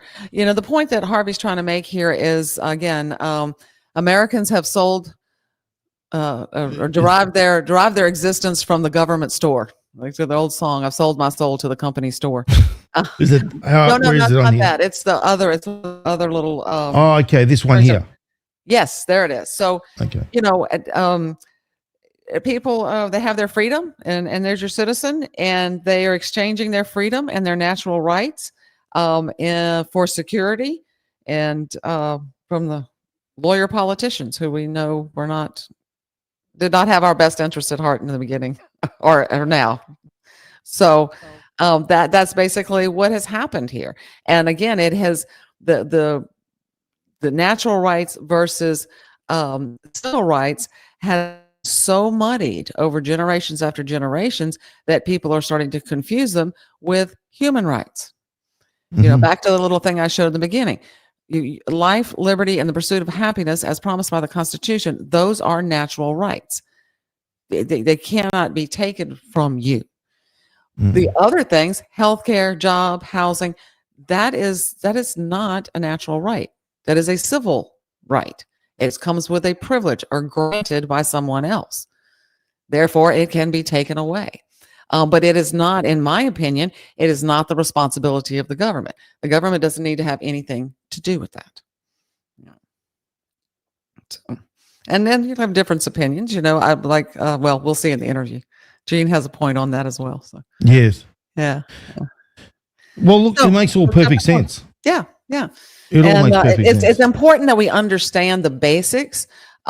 Because when you take a look at the bill and you see all of these factors, you can see how Harvey did his research and he went back to the court cases and he went back to the history books and he began to structure a bill that took all of that into consideration. Right? It wasn't just, hey, I wish we had a, yellow brick road. There's actual structure in there, and it is based on real evidence, facts, evidence, and receipts, and how we got here. Yep. Yeah. Well, as I said, the facts, evidence, and receipts is what grounds us and gives us the truth. Right. And that's true. Harvey was well ahead of his time. Yeah. And what I can tell right now, from what he's saying, well ahead. Yeah. Yeah, he could see this coming down the road a long time ago. And again, like I've said it before, I don't think he ever would have thought we would let it get this far, to get this bad. Well, look, $37 trillion later. $37 trillion. So when he was in 2004 or 5, when he was from that interview that he did, that radio interview, 6 trillion to 37. Yeah. Gee. And you just think about that, And we know how it got there now. You can look back, hindsight, and see all of the American money that's just gone out the country, gone into people's pockets, gone, special interest groups and all that kind of stuff. So, yeah. Yeah, well, we need to change this whole system. President Trump, I could say, as I've said to you many times, Dee, Harvey's work is like weave through what President Trump's bringing out. The tapestry, so to speak, of what President Trump's bringing out. I agree. Yeah, and his book here, you can see so many similarities, and like I said, it's just you look. But if you're reading and you're watching President Trump and you're seeing the little things that he's doing, it's so similar to what Harvey proposed. It is. Unbelievable. And so we're hoping he can, bring the rest about, but that's going to take us, President Trump is exceptional in doing what he does. But once again, he is one man. He needs our help. He needs our support. And the only way we can do that is to educate ourselves so that we can step up and say, okay, yes, we agree. This is what we want, for our monetary and fiscal policy. So, correct. Yeah. Look, I could see that. Remember, it goes back to that little piece of paper again. Yeah, I love that. Yeah. Yeah. And $37 I have great faith trillion. in that. I do. I have great faith in that. So. I can't wait to get to. Okay, he holds a press conference. By the way, then he brings out a little piece of paper and starts writing on it. I'll be laughing. If we say it and it happens, I'll be like, wow. I know. Well, it's not just us saying that. I've heard it through other people think, this looks like it might be the route, but who knows? Like I said, I would never get out ahead of him on anything, and but I know that he has a plan. So, well, when you see he keeps saying this. He does all the time. And you know what hit me like when we did chapter 8, which is a really good chapter. Get your book, read chapter 8. It pulls all these things together. But Harvey used the term banana republic in there. And it hit me when I was going through my notes, and I said, oh my God, yeah, okay. That's what President Trump has said too. Talk about it all the time. Yeah, there you go. Yeah. So, well, hey, you want to take a look at Gene's interview? Why not? Okay. How about we build it up a bit? Okay. All right. Well, Okay. I'll tell you. We asked her to come and give us her opinions on her experience, what it was like to be behind the scenes, and what her life with Harvey was like, and her opinions on the grifters. Explained as much of that. She, will tell you about that. But it was very interesting. I was a little, I wasn't sure. She's wonderful. She can just step out in front of anybody and talk. She does, not shy or anything like that. I was just wondering about bringing that much attention to her, and was that really fair? She was a natural. Oh, she really did. Well, after I explained everything, and she said, "Oh, yes, great. I'm so glad, and I'll be happy to do it." And I think that she did a really good job. So. Oh, it was awesome. And look, guys, it's good to hear the real side of the story, I like to call it, which it is. It's the real side, not because remember, we've been flooded with all this. And you see it, D, it's all been flooded. Yeah. And that voice has been suppressed for a long, long time. And she says, one of the first statement she says, I'm so glad to speak. Well, she's something along those lines about speaking about NESARA. It was the first line. What did she say? Oh, there's something like, she was so glad to be able to talk about NESARA and bring the truth to people. And it was something along those lines. And she was. Like I said, I don't think that when Harvey passed away, and she kept the website going for a little while, and she sold a book now and then. Like I said, those were the days of the hardbacks.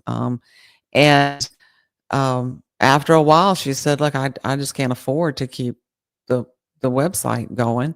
And I looked at her, I said, "Mama, just pack it up." I said, "It's okay. Don't worry about it. It's okay." And so that's what she did.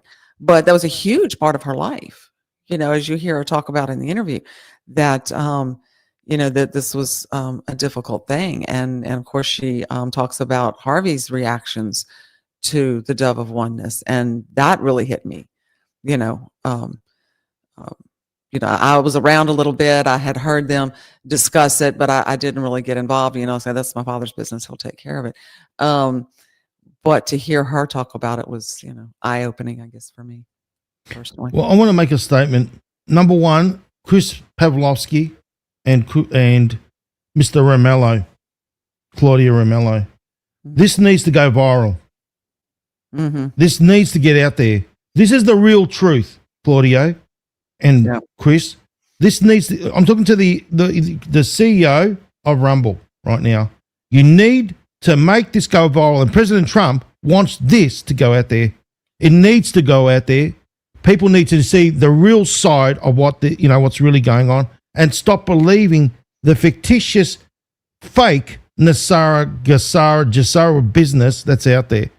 So this needs to go right up on your Rumble chart, right to the very top, and this needs to be screamed up all around the place, guys. You need to go onto the rooftops and bring this truth right out there to the larger audience. Yeah, I agree. It has to. Yeah. You know what I mean? Enough's enough. It's long overdue. It's long overdue. It is.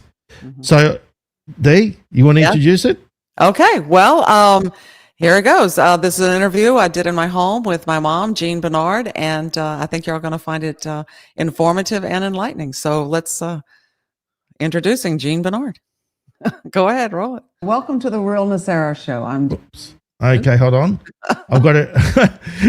You got my cartoon people up there. Yeah, no, you know what it is? You got to play with the boxes here, unfortunately. Oh yeah, I know. Yeah, that's why you produce. I can't. Let me just make sure I don't bump you off. Okay.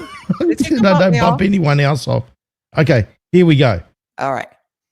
I'm Dionese Barnard Gerbrek, And I am super excited about our special guest today. I know our listeners and viewers will be as well. We have with us the lady who was behind the scenes during the creation of the National Economic Stabilization and Recovery Act, my mom, and the wife of Dr. Harvey Francis Barnard, Miss Jean Barnard. Mom, welcome to the show. Thank you, Dee. I'm very pleased to be here. Good. I'm glad to finally get to talk about NESARA. Well, we are thrilled to get to hear your perspective on everything. So, but let's get to know you first. Tell me, your name, where you work, or that you're working. Jean Thompson Barnard. Harvey and I both grew up in Minden, Louisiana.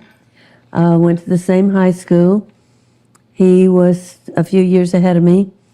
Came back to Minden for a school dance, and that's where we met. And we were married in 1962, and you came along in 1963. Right. And then I know that we moved to Baton Rouge shortly after that. You were approximately 2 years old when we moved to Baton Rouge. Right. He went to work for the chemical industry and stayed there a couple of years, and then went to work for Nichols Construction Company, and they serviced the chemical industry, and he became very important. He had a lot of customers that depended on him, and that was our life. We did the best we could to have a modest home, and eventually were able to build a second home, and he and a good friend started their own consulting business. I remember that. It was DECA, wasn't it? Yes, it was. It was DECA. Okay. Well, I know you had mentioned earlier something about when you met Daddy, and you said you were an average student, but you had to study hard to keep up with it. I made it a point. I was never one to talk about just home things. I learned a great deal about physics and chemistry so that I could talk to him intelligently at all times in his world. Physics and mechanics, that was his world, and I made sure that I could understand it and converse with him, and I enjoyed it a lot more. I had a subscription to Scientific American, read it cover to cover. I learned so much about so many different things, but I could keep up with my husband. Right. Okay, well, let's get into the birth of NESARA. So now, as you know, I've told our viewers before, Harvey was a systems analyst, systems theorist, and as I understand the story, he got the idea from a professor who said the same critical thinking that can be used to solve or to fix a problem in a system can be overlaid on any problem. And he applied it to economics. And he applied it to economics, so that was it. Let's see, so when did he begin doing this research? Do you remember when it was? Yes, I believe we were still living here in Baton Rouge, and he met a man who turned out to be his best friend, Mike Stark, at the local nuclear power plant, River Bend. And they were both working for the same company, doing the same kind of work for the nuclear power plant. And Mike set him on the road to NESARA. Really? Because we just paid our bills every month. We didn't think about how unfair the system was. And he met Mike and other people that were in that nuclear power movement. There was a lot of them that believed that the monetary system and the tax system were very unfair. So Harvey tried to apply his knowledge to the system to think about how it could be made more fair for the people that support this country and make it what it is, the average working person. It took him a long time to write the bill. How long did he work on Oh, this he worked before? on it for the whole time we were out there on the road, for almost 20 years. Because after I got married, I know y'all started to go to different states, and I think Yeah, y'all had and quite a he, tour. the computers came along. He bought his own computer while we were on the road, and then the internet came along and he was able to converse with more people and get more ideas and do more research and improve his own educational standing, and it just snowballed into NESARA. He realized most of the research was into the monetary system, which is the root of everything. Money, as always, is the root of everything. It's the root of everything. Yes. During those years, what was your part? What role did you play in the creation of this? I tried to learn as much as I could about what he was interested in. Always kept up the interest in science. Found out a great deal about nuclear plants, how they worked.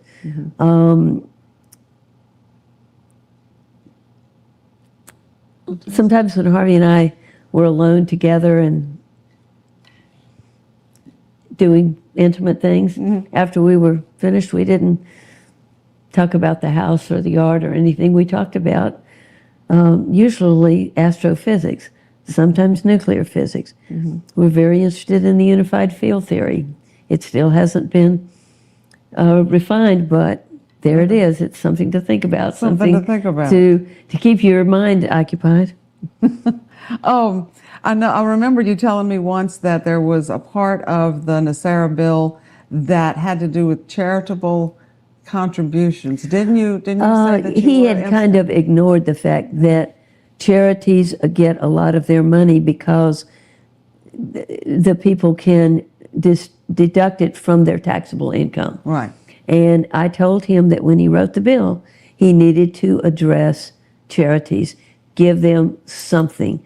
Otherwise, they would not be on his side if he didn't give them some way to replace that tax-exempt status, that they should, not only were they tax-exempt, but they also received contributions that people then deducted from their taxes. And I think he tried to provide for that in the bill. To work that into the bill, I believe there is. Yes, and anything that didn't address the human side of the bill, I just encouraged him to think about the fact that people need to, are not all libertarians. The libertarians are very cold and hard. They want everything to be for the fittest, for the richest, for the best. If you're stepped on by someone above you, that's okay with them. They don't want the government to help the high or the low. They want the government to, but people need some government intervention. There's some things that governments can do for people. Right. They can set a fair, even playing field. And that's one thing NESARA wanted to address. Make it fair. The government does not make it fair right now for people. That is true. That is true. Now, when did Harvey decide to go to Washington? And was there anybody that went with him there? Mike Stark, his best friend, went with him. And I'm sorry, I do not remember what year it was. That's okay. That's okay. But I just know they we have went. some They photographs visited of Mike and me up there. And we went. I don't know when they were I mean, they went to every congressman that they could, and they? gave them a copy of it. Yeah. And what was their reaction? What kind of feedback did they get? Very little. The congressmen have to sit and talk to you a while, and they have to be truly interested. I think he probably got more interest from Democrats than Republicans. Okay. NESARA is really a very liberal bill. It's not something that should be considered conservative. It's taking the control of the monetary system away from people who've had it not just for the years of the Federal Reserve, but for the millennia before that. As soon as money was invented as a medium of exchange, very important. But people have controlled it, and they still control it. They still control it. They still control it. Right. And so, yeah, Harvey's bill is definitely a people's bill, and Very much he, so. Talks about that a lot in the book, and especially with his monetary rights movement. Right. Then he believed that it was supposed to be something for the common people to insist upon and bring Right. about. Okay, well, let's move on a little bit. I know that he released the bill in the public domain. I believe that was around 1996. And it wasn't too long after that it was seized upon by people looking to utilize it for their own personal gain. The number one that we've been able to track it back to was the Dove of Oneness, Sinead Goodwin.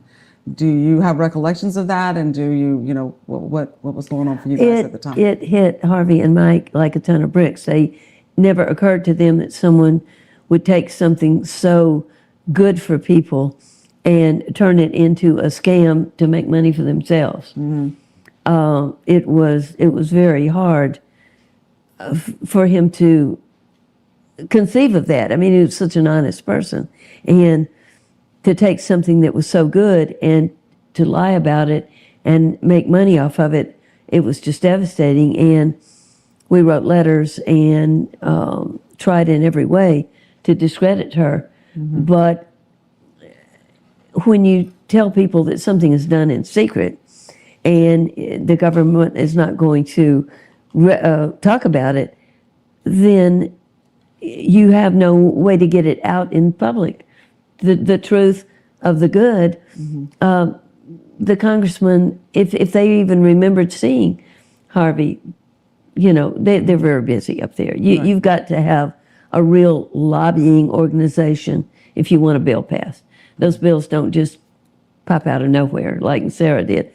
You have to go to a lobbying organization to get it pushed. And it wasn't something that would make money for anybody. And so no lobbying organizations were really interested. Right, because the lobbyists do drive, they're the driving force in the Congress. And they absolutely are. And not only would it not make money for any lobbyist, but it's going to completely change the banking system. Absolutely. And certainly is a threat to the gravy train. Yes. As special interest groups and that type of thing. Yes. Would be eliminated totally. So and it was heartbreaking not to not be able to stop Dove of Oneness before they did. At least it was an alert. They were able to alert people to that fact.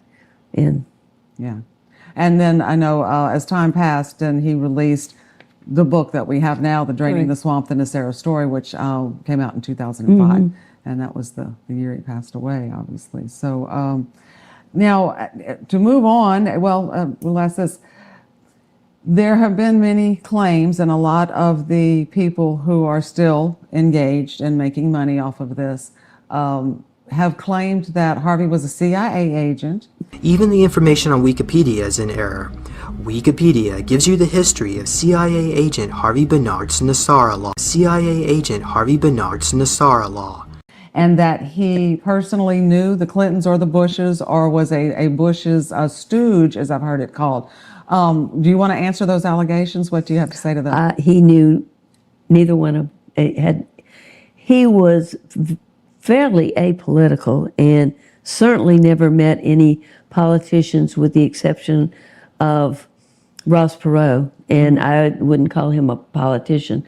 I don't know why he ran for president or anything, but a lot of the people that supported Harvey were looking for alternatives to Democrats and Republicans. And Ross Perot popped up and they wanted to support him. And he came to the town that we lived in, Grand Junction, Colorado, and we both met him. That was as close as he ever came to any real politician, except when he went to Washington and went to see the different congressmen. That was it. He did not think that Ross Perot was serious.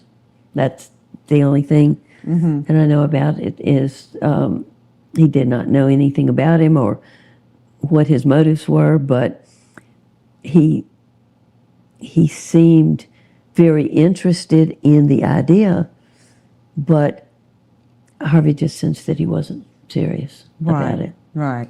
Okay. You know. And he was not a CIA agent. Oh, no. Oh, no. Okay. That's such a I want to joke. make sure that we get that for the Oh, record, no. on the record. No, no. So, yeah. The closest we ever came to anything secret was when he went to work for the nuclear power industry. We had to get security clearance. Yes, you That have to was get a it. security clearance Yes. to get into the nuclear That plant. was That is close, correct. yes. Yeah. First of all, the grifters, which we like to call them, changed the name of Harvey's bill. Dove of Oneness pushed, and it's what a lot of these other people pushed. If I could sue them, I would. Right. Yes. We're people working on that at the moment. So, Yes. But anyway, so, the name changed, and then, as I understand it, she saw the opportunity. I'm talking about Miss Goodwin, Sinead Goodwin, saw the opportunity to bring this global. And so then it went global for the GESARA, which is the global economic security and reformation that they call it. And the promises that these people have made to their followers is complete debt forgiveness, release of patents. It's basically how can I put you in this car today kind of promise. It sounds too good to be true. Absolutely, Yes. absolutely. And so, what are your thoughts on that? How do you feel about that? I do not like con people at all. They are the lowest of the lows because they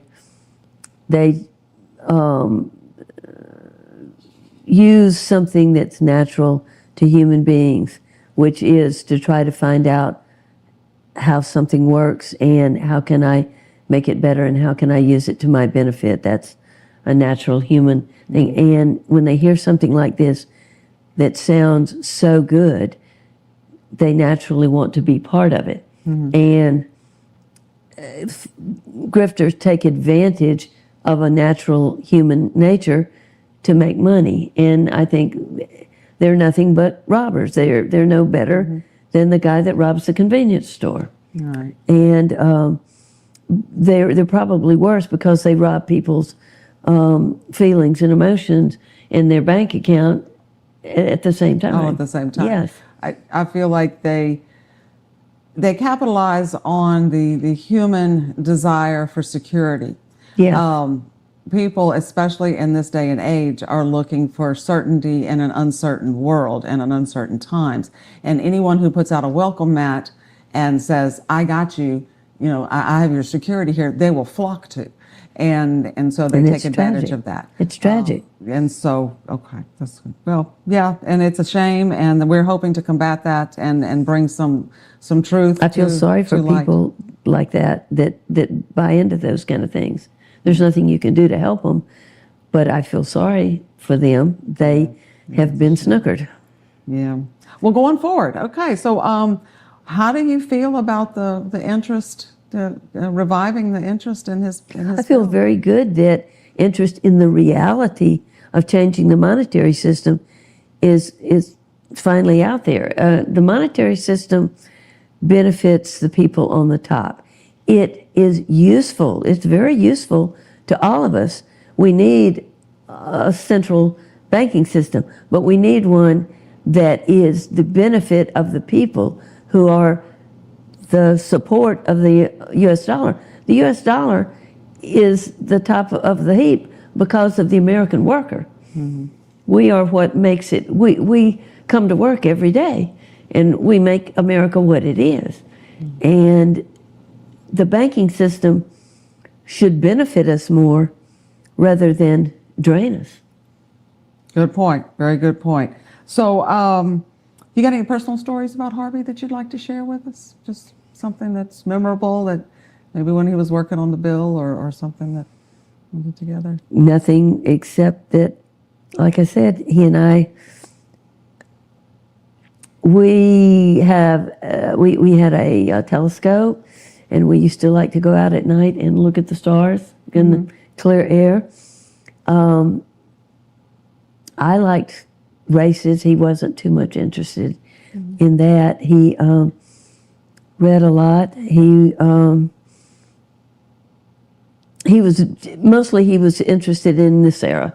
He spent his time either working to earn a living or writing to make things better. That was and I was just a support staff. And I made sure that I didn't bother him with ordinary, everyday household things. I took care of it all myself. I never,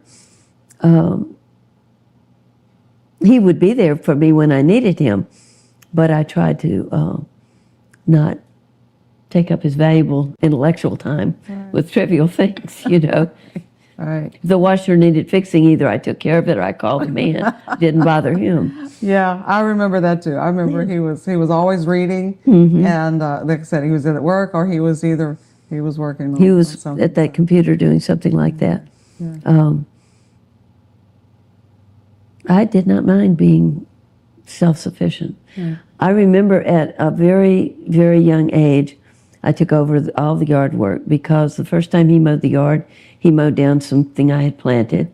And the next time, he mowed down something else I had planted.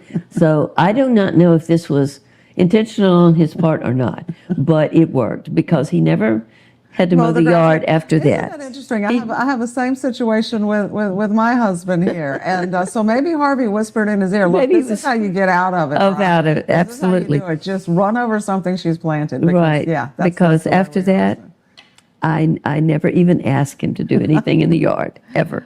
Oh, well, Mom, it has been great having you here and sharing your thoughts on Daddy. I have high hopes of it coming back. If before I die, I could see the space race improve. I'd like to see us go back to the moon.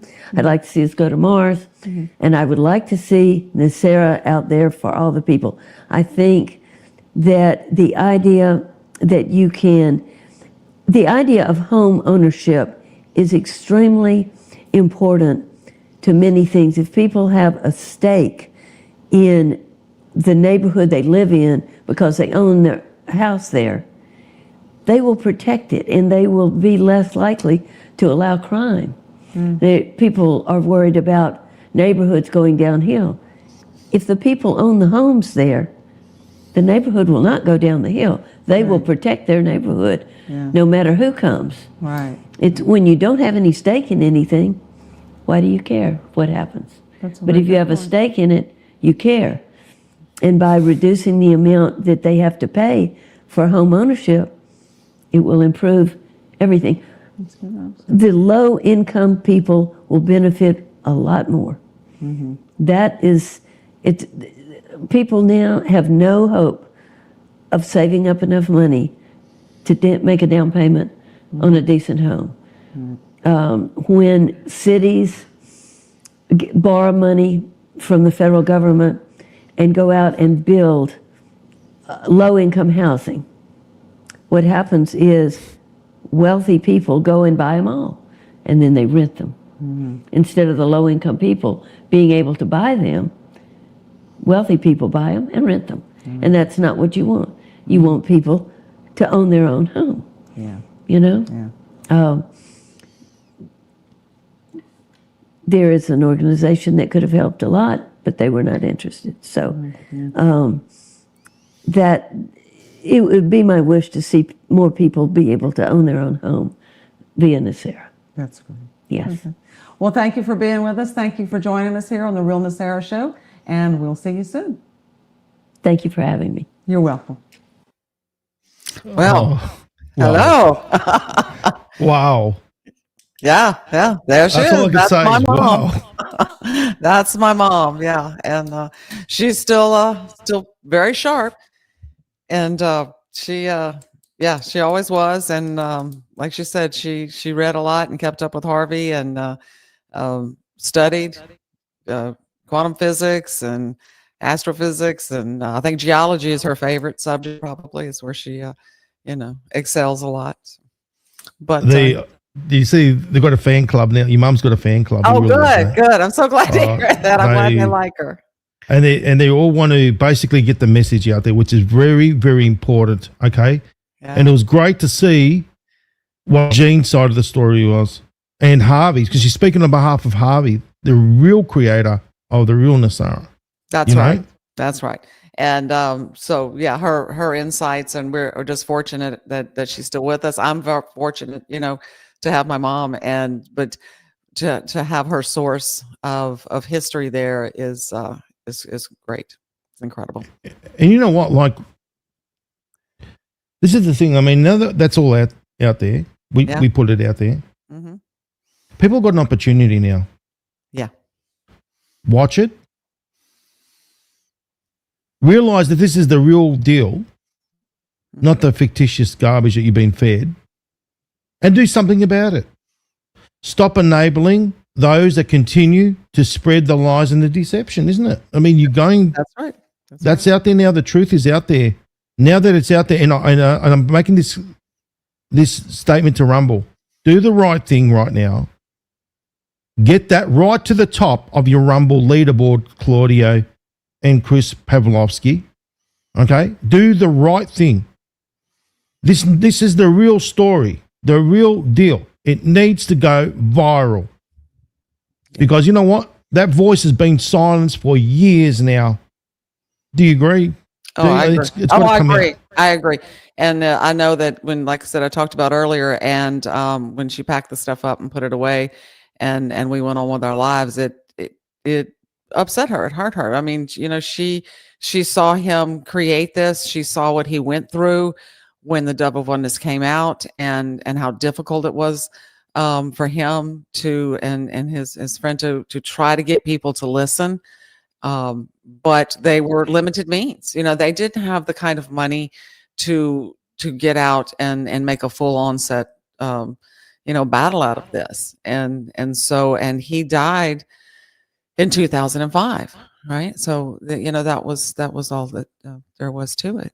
And it's there, and it's been there this whole time. And again, I would not have brought it back to life had I not been prompted, first of all, by a grifter. As a matter of fact, that's how it all started. When my husband came to me with this, he said, "Hey, they're selling your dad's book on eBay for $800," and I was like, "What?" And so that's how the story started. And then as time passed, and like I said, I will never print another hardback. We do still have some left, and I do sell those on eBay, but they're not for $800. But anyway, they I got started, and as people bought these hardbacks, they kept saying, please get this in paperback. Please get it in a Kindles, because the world needs to know. So I was amazed that people knew who he was and knew his real work and the value of it. And that, of course, was just a process for me to go through. And in the beginning, I was like, okay, guys, like I said, I have a busy job. I don't have time for this. I'm going to give it to you, and the world can do what it wants. Until I got to that chapter, like I said before, afterwards, the NESARA story. And I began to really look into what the grifters had done, how they had defamed my father. And I said, no, this is not going down like this. I'm going to step up.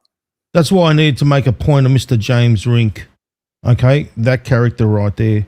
And you saw that I put that extract from his little video, his movie out there. Yeah. And from his book, Change is on the Horizon.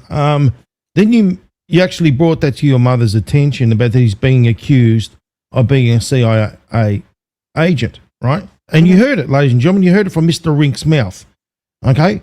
Now, that comes from the Dove of Oneness again. I've proven that. Okay, remember in the Dove reports, it was in there. And it's also in the book, so that you remember that was what chapter was it again? Where he mentions afterwards in the NESARA story. Yes, that one there. Chapter when we did myths versus facts. That's right. That was the very first one we did. And let's see. I think it's in the. Okay, and is it the appendices? No, it's on paperback. It's on page 338. Afterwards, the NESARA story, and I can read the passage if you'd like. Yes, let's go for it. So it's on the second. Is it 339 that it's on there? 338 in the paperback. Okay, 338. Okay, and 322 in the Kindle, if that's the one you're looking at. But bottom of 338 says, cultists believe the pseudo NESARA, the National Economic Security and Reformation Act, A misappropriation of the original acronym is a miraculous secret law hundreds of years in the making. They believe it was blocked and covered up by the George W. Bush administration. Some of the group believe that the 9/11 attacks were Bush's first attempt to delay their NESARA's implementation, and that the Iraq War was his second. They believe that their pseudo-NESARA will abolish the IRS, remove George Bush from office, expose him as a reptilian alien, distribute fortunes to the worthy few, and install a space... Wait a minute, excuse me. Install I know which one. Install a saucer-flying Jesus Christ as America's new leader and bring about a new golden age with some help from some friendly extraterrestrials. Believers say their NESARA promises forgiveness of all debt, elimination of the IRS, world peace, the disbandment of current governments, and its replacement with deities and unity with our space brethren. Well, that's a whole lot to unpack, but that's what was going around. And then so he wrote this, put it together in 2004, had him printed up shortly before his death in 2005. So that's what was going around then. That was 20 years ago. And then on page 342 of the paperback, okay, it says about Dove claims to have ties to the CIA, FBI, and other. Remember when we were talking about that before? Yeah, middle of the about page. the military exclusive circles and all that. That's exactly what they're doing. All right, they're continuing on with this fiction of lies. She claims NESARA was secretly passed by Congress, just like James Rink has said that the one that your dad was basically canned, right? And that one was accepted, really. We know how bills are passed, don't we? Your mother gave the lowdown on that one right there. That's right. And that's why they use lobbyists to do it, don't they? I think it was lobbyists, as you mentioned. Yeah, well, what I was talking to her about, what she was saying is that if you want to see a congressman, you have to know somebody that knows somebody to get you in, and then you're probably not going to see them, because in my own little state here, I've gone around and talked to some people, and it's pretty tough. You'll probably get an aide or a clerk or something like that. But if you want to get to the person themselves, you better have a group behind you, a lobbyist group, or you better have a lot of money to be able to push your ideas to the forefront. And let me tell you why lobbyists. Why lobbyists? Because they grease off the Congress people, okay? And Congress people, they want money. They got to do what the lobbyists tell them to do, because they get paid off. You realize that? Yeah. Why? I mean, of course they do. Why would you spend millions of dollars to get a job that you're only going to get a few $100,000 a year for? Okay, a few $100,000. Hold on a minute. You're supposed to be the employee. Yeah, I don't know what the salary is for a congressman, but they walk away multimillionaires. Well, look what happened with Obama. Less than $1 million. Yeah. And it's always the same case, even with Bill Clinton. Even the Clintons, every one of them, right? The moment that they start off beforehand, and it's like less than $1 million, and then they leave with millions. It doesn't make any calculatable sense at all. You know what I mean? The mathematics don't add up. Of course not. Of course not. And then you got the insider trading business, which is another. Yeah. Like you're reading my mind. I was thinking the insider trading, the book deals, the all the kind of stuff that comes with it. So exactly. So then basically they said here. So it says in the book, signed into law by Bill Clinton and somehow was suppressed, and never, like everything else, NDAs, gag orders. That was the specialty of the double oneness, and it still happens today through these other entities, whose pseudo-NESARA has a much wider scope than the original version proposed by the NESARA Institute, which she claims is a Bush-backed front designed to discredit the true NESARA law. Dove also likes to guests on radio programs where she discussed her NESARA theories, but never reveals her true identity. Okay, after a while she did. I think it was Sinead Goodwin. She had no shortage of true believers, right? So basically, she started it. It was all from her.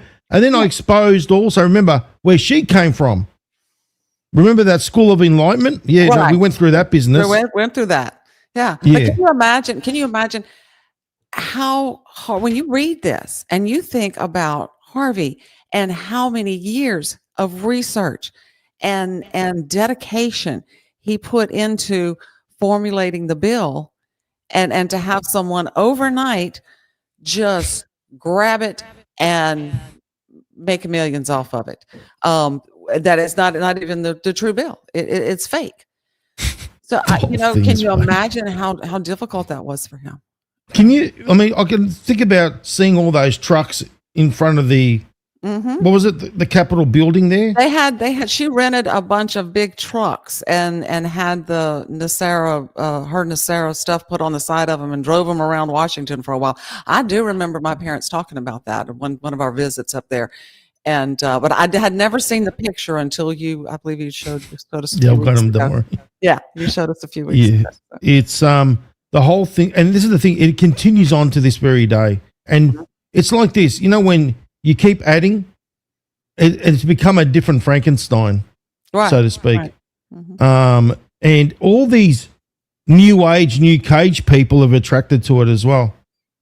And they're adding all their fictitious crap as well as we go along. So it's just like a monster right now. That's another segment of the population. You reach out to the ones who want to capitalize it on for the monetary reasons. Okay, what I'm saying is that, this is be good. I won't have to pay taxes and my dollar will be backed by gold. So you have that group of the population. Then you have another group of the population that wants utopia and everybody to get along and nobody to have to do anything and everything's free. And so they're you can see what I'm saying. The sex break off. So how can I put you in this car today? What do you want? Oh yeah, well we got you covered in this and that. You see, so it just snowballs. It's like you're right. It's different. All these different populations, like the RV reevaluation, right? With the ding and the dong and the Zims and whatever else, right? They've got that business going on. Then you got the medbed situation. People that think about it. How do you get a following? You produce something like that, and it's like everyone wants to go in this med bed and be healed, right? In the middle of, like in a minute, basically. Okay, they don't want to sit there and go through. I get it. People are emotionally compromised. They're sick of their pain. They're sick of what they're going through each and every day. I get it, but they take advantage of those people. Right. That's what really grinds my gears, so to speak. Well, think about all the time and energy that has been spent on this, on the grifting, on capitalizing on people's hopes and dreams.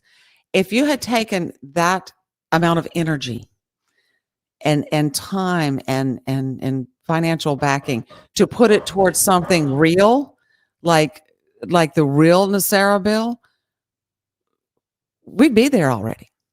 The thing is it's gone out of hand out there. It really has. And this is when we talk about freedom of speech. So we've got freedom of speech, right? And they're using that proviso as well. So they're using the freedom of speech. But hold on a minute. When you're using fraud, that's not freedom of speech. That's fraud. You're committing fraud. That's what it is. No matter how you slice it or dice it, you know what I mean? That's fraud right there. Now, when you've got these social media platforms that are pushing these entities because they create such a huge following, and it's all about the money. That's what it comes down to, right? So they want to tap into that market and make and advertise their wares and all that. Well, basically, they can see there's millions and millions of people worldwide, and they're tapped into that market. They're not going to be pushing the truth, are they? And that's what it's all about. It's all about the money. Unfortunately, ladies and gentlemen, that's where we are right now. With Rumble, with YouTube, doesn't matter. Sorry, I'm going to say it as it is. Social media are responsible, and they should be held accountable. TikTok, the same thing. They should be held accountable. All of them should be. Because you know what? They've been enabling these fraudsters. What they should have been doing is, okay, there's fraud, as I said, and there's freedom of speech. We've got freedom of speech as well. However, they've got the hand on the faucet. And they decide what makes the greater audience and what doesn't. That's the ridiculousness that we're in right now. Yeah.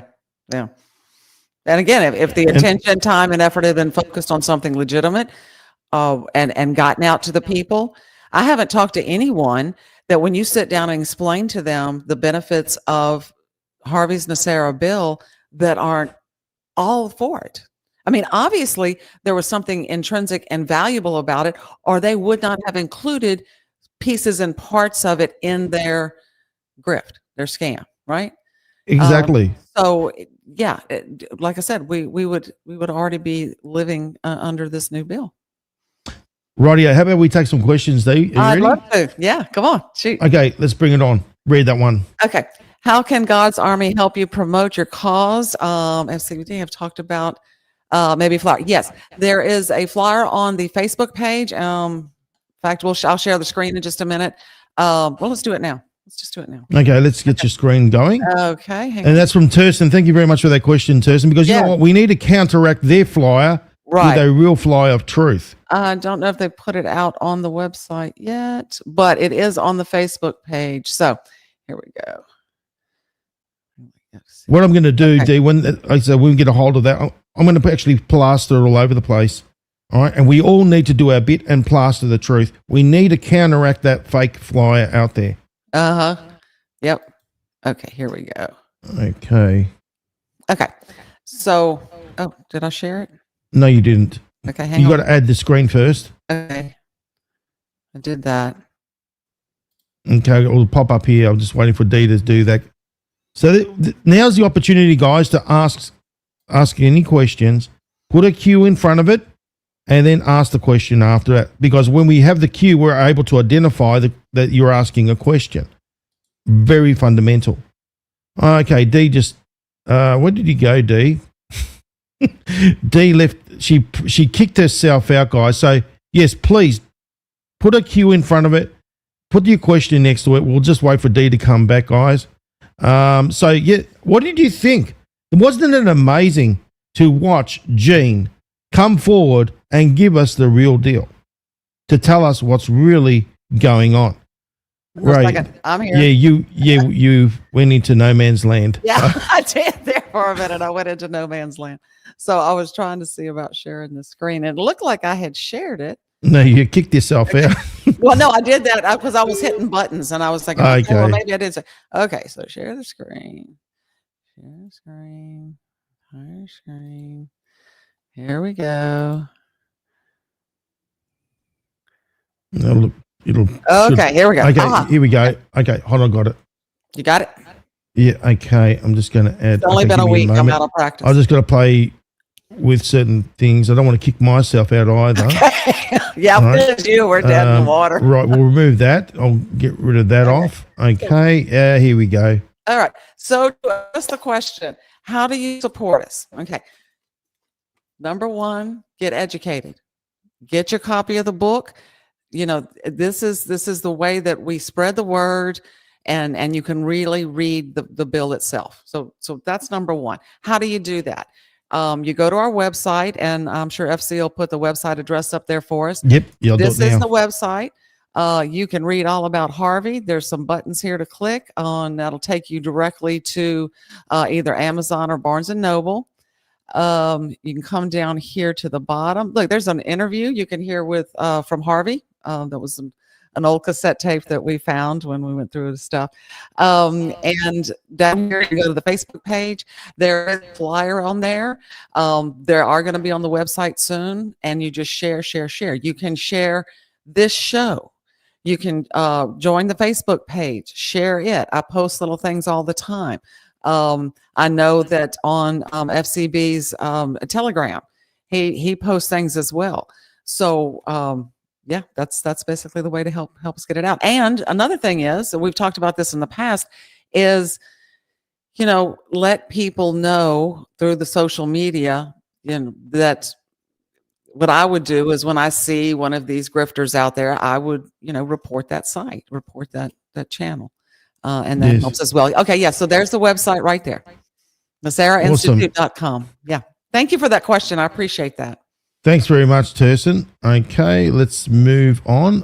Who's next? You got to give me a chance. I've got to go through all this. That's okay. Take your time. There's quite a few guys here. So we had Turson. I'm just trying to find Turson's little thing that you put out there. Because what happens is when you hit the button, it goes back, you know. Okay. Back to the and you got to. Oh, here we go. There's Turson. Okay. Yeah. Okay. let's have a look at this one. All these laws, you wouldn't read that. Okay. Lulu. Lulu. Okay. Hi. All these laws were done under the corporation the deep state created. President Donald Trump making us constitutional again. Donald Trump would be the ninth.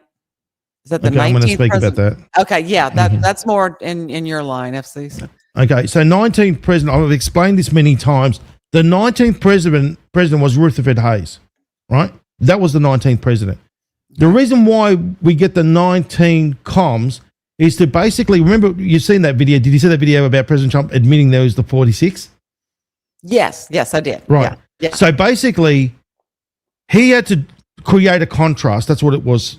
Okay? Everything had to happen organically. And remember, he had to win over the people. So he had to do things a certain way.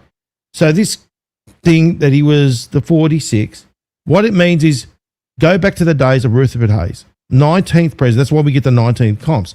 Rutherford Hayes was sworn in secrecy. Right? That's the common denominator right there. Okay. Just like President Trump was the 46. Okay. Does it make sense? Yes. Now I understand. Mm-hmm. That's why he says, the person that was operating the auto pen was the president of the United States. It wasn't Joe Biden. Right? That's him, in other words. Right. Okay. And then this other business about all these laws were done under the corporation the deep state created. Yes, well, that was created thanks to Congress. Remember, Congress are committing treason, realistically speaking, and they have been ever since. President Trump is about, number one, he's been exposing the Fed. The Fed hasn't been under the magnifying glass that much ever. I mean, it hasn't ever been under that magnifying glass the way President Trump has put it under, under the microscope, constantly telling, about putting it out there about Powell. Powell was someone that Trump put in there himself, right? It was Trump. When did Trump speaks? Yeah. But remember, someone's got to take it for the team. So he's been giving it to him, and he's been using him as an excuse to expose the Fed. So it's genius, right? Yeah. Well, that's the way he works. That's the way he works. So. Exactly. So he's doing everything he can to bring it back to Constitution, to bring back the Constitution. Mm-hmm. So it makes perfect sense. What do you think? Well, that little answer, was that okay? I think that explains it. Well, explained it to me. Yeah. Okay, let's continue on. Guys, remember, we need a queue in front of it because there's statements. Let me see if we can put some quick statements for you there. As well. How about that one? Read that. I think Trump needs to acknowledge Jean in some way. Giving her an award in the White House would be awesome to see. That would be awesome to see, wouldn't it? Jean would be, I forget it. Oh my gosh. I'd fly down over there, Oh yeah, absolutely. Just to be part of it, to see it myself. Absolutely. Okay. Thank you for that. I'll let her know. Okay, thank you. There we go. Thank you. Very welcome. Thank you, Jean from God's Army of Love. Thank you. So, Jean, I hope you're watching. This is your fan club. Okay. You've got a new fan club. I'm gonna make sure she sees this episode. I'll get it to her. Your mom is beautiful. Thank you very much. Wish I had a memory like her. Oh yeah. Well, I'm very fortunate to still have my mom with me, and she will be 80 in a couple of months. So, and like I said, she didn't really go into it, and probably for whatever her reasons are. But like when I introduced her, I said, she's still working. She's working to pay her mortgage. So yeah, do it, Rumble. It's about time. Yes, agreed. Yes, I totally agree, Carol. She deserves support and recognition. Yes, definitely. So this is from Wolfbreed. Okay. Would you be able to send me some flyers for the festival? Yes, I believe we've spoken before about the festival, and I think I still have your email address. I will email you a copy of the main flyer and some of the other supplements that I've done, and you can print them out and hand them out at will. That would be fantastic. Awesome. I appreciate your effort on that. That's great. Thank you, Wolf. Okay, let's continue on. Yeah, I agree. Rumble, you need to get this up on the leaderboard. Straight up there. People need to see the truth. Yeah. So there's another statement. All right. Well, thank you very much. She says it was absolutely wonderful to hear from Jean. Harvey had a real asset and partner. I will let her know. So, thank you. And there's another one. Let's see. Oh, how I hope this interview stays on this show and it is shown even on replay. FCB, Deanie, such a great blessing to hear and see your sweet mom from the heart. Oh, yeah. Well, she did. And there's, like I said, there's no reason to hold anything back, at this stage in life. So.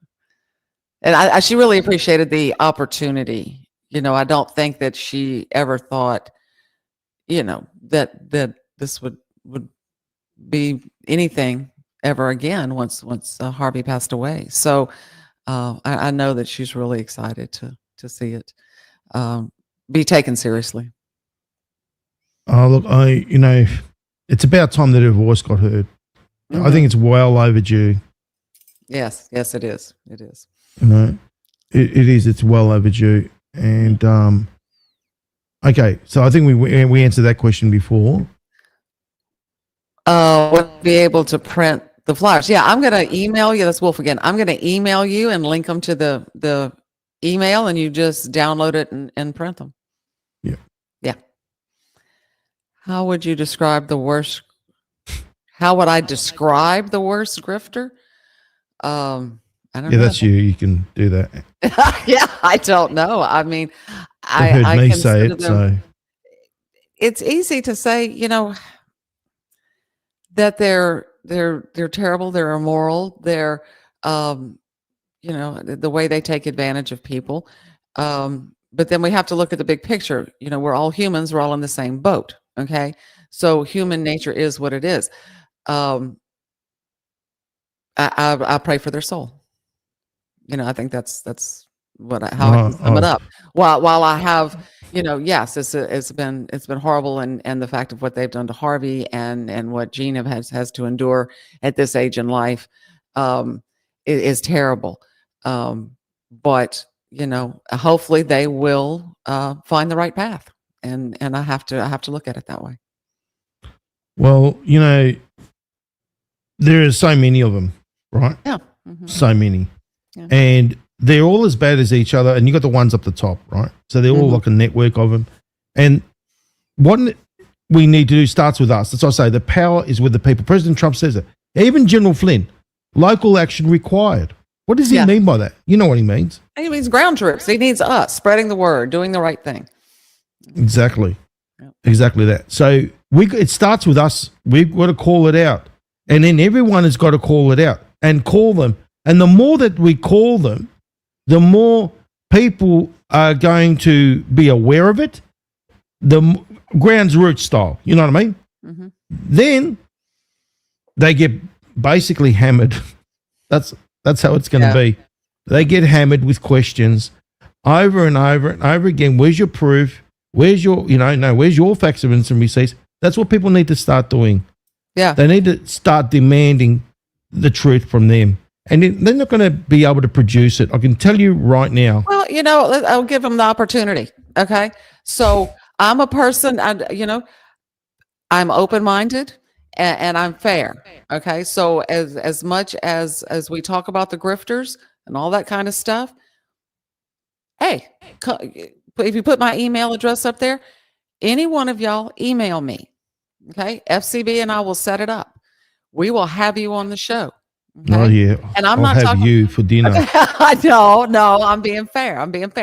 No ambush. I want, I will bring my facts, evidence, and receipts, and you do the same, and we will have an open, respectful conversation about the issues. Okay. Now, if you're a person that genuinely cares about humanity, that genuinely cares about the benefit of the people, this should be a no-brainer. You should welcome collaboration. We're all in this together. Isn't that what we say? Where we go one, we go all. So yeah, they use that little term. They do. That's what what I'm saying. So I'll throw the olive branch out there. Come on down. I don't imagine that anyone would take my invitation, but I'm serious about it. I am. Mm-hmm.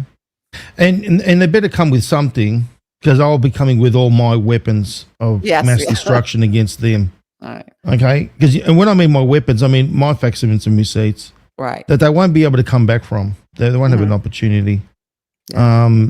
They can sit there and belly flip and whatever. They won't last. Right. Then we got this one here. Oh, well, yes. And she said she would come back, and I will absolutely have her back. I may even stick her up here one night and put her on this microphone. And Oh yes, that would be amazing. we may have to have a delay button because if you get her going, she was really on good behavior the other night. So, Was she? yeah, she was. She can let you have it. Oh, please. Yeah, she would. But yeah, she absolutely said that she would come back. So I thought that would be fun. We could Guys, have her do a little live. I would love to have her here live. Yeah. And then we can have this open discussion with everybody. Yeah. Yeah, I think that would be great. And you seen what Jean said, right? When you ask her that question, what would you like to see happen? Well, she made it quite clear, right? Yeah. She would wants like to see him go down.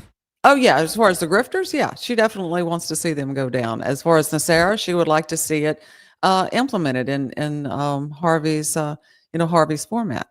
Again, updated but still with the same principles, right? And that's what she would love to see.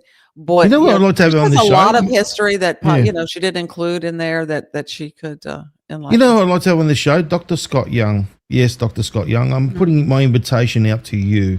I have as well. I reached out to him when I first started. What happened? He didn't respond that well, did he? I sent, I didn't respond at all. I sent several emails. And you know how it is. You go on their website and you have to put in their little thing and you send it.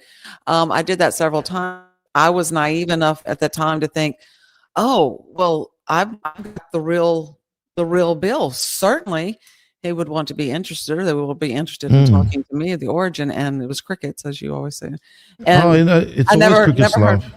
Never heard anything. And so, Dr. Scott Young, we're extending an invitation to you, since you're the one that have made plenty of money going out there pushing your wares and your books, and going out there with all the circle jerkers, the interviewers, fakers, I like to call them. Okay, going out there and pushing the fake NESARA, GESARA. You want to prove that we are basically, we're the ones that have been lying?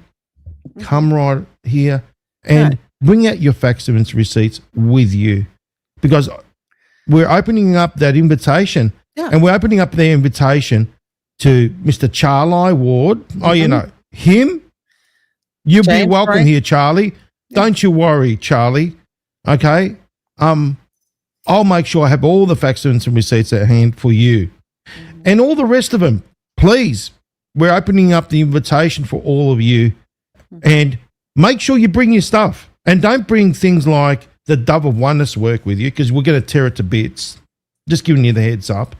Don't bother giving fictitious claims that you can't back up, because you're going to be torn to shreds, right? With all the facts and receipts. It'll be done politely and respectfully, but the facts and receipts will be displayed. We have to. That's how it works, right?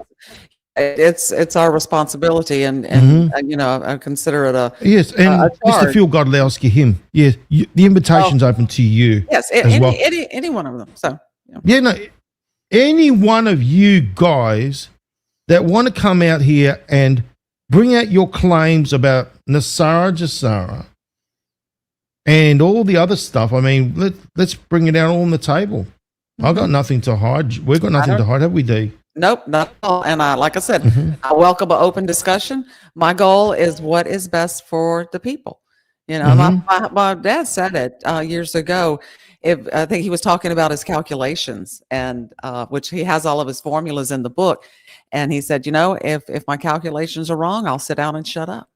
Until then, I'm going to stand by him. So. And I don't want to say something. I mean, those people that are going to come and when things, and this is what's going to happen, Dee, because I don't need a crystal ball, right? Okay. You don't need a crystal ball to work out what's going to go on, because these grifters, how they work, they're like rats, right? So when the ship is sinking and they know it's sinking, they're going to try and bail ship, right? That's how they work. Now, they're going to try and do a belly flop. Oh, no, we were rolled too. We were lied to as well. But no, we made all this money. We did all these conventions. We went out on stage and we claimed with the NESARA, GESARA, QFS, all these bells and whistles. You went out there and you did that. Then give it all up then. Yeah. If you want to make a difference, give it all up and give it to the victims, including Dee and her mother. Right there. Yeah. Because you know what? You owe it. You really do. You do. Sorry, well, that needs to be told. It does. And to go out and promote this stuff without any tangible evidence or bill, you know, to go out and spread gossip to me that, well, it's a secret bill that was passed and we don't really have it, but, you know, I couldn't walk around and say that. Oh, yeah. No, one more My tongue would snap invitation. off its roller. One more invitation to James Rink. Yes, you, Yeah. Mr. Changes on the Horizon. You want an opportunity. You sit there and look. You know what he does, Dee? He comes into the chat like a little keyboard warrior, and he says all those nasty things. Yes, I see. Harvey Barnard is a CIA agent. He did that one. Remember that little thing that comment that he did, like a little hissy fit. Okay, you went out there and you did that business, Mr. Rink. Since 2012, you pulled out that movie and the book as well. Now, everyone's taken that book and that movie, and that's like basically been, shall we say, what they've been using right till this very day. And then we've got Nick Alvier from Good Lions. Yeah, now the extension of the invitation comes out here as well, because you have been bouncing James Rink's work, and James Rink works connects all the way back to the Double Wonders. Come here and let's have a conversation. Let me bring out the truth. Look, Dee needs to bring out the truth. Let's bring Jean on the show as well, and she can tell you what she thinks, right? Especially Mr. Rink. When you gone out there and you call on that movie that you did, you called Harvey Barnard a CIA agent. You accused him, and we know that comes from the Double Oneness. How about you have the balls to come here and make that declaration on the show? Yeah. What do you think? I think that's great. Yeah. Yep. Come on down. And, you know, when there comes a time when you either step forward with courage or you don't. And one of the biggest growth signs of a person is to say, you know what? Yeah, that was me. I did it. You own it. And look, people are saying, yeah, no, they don't have the guts to face UFCB.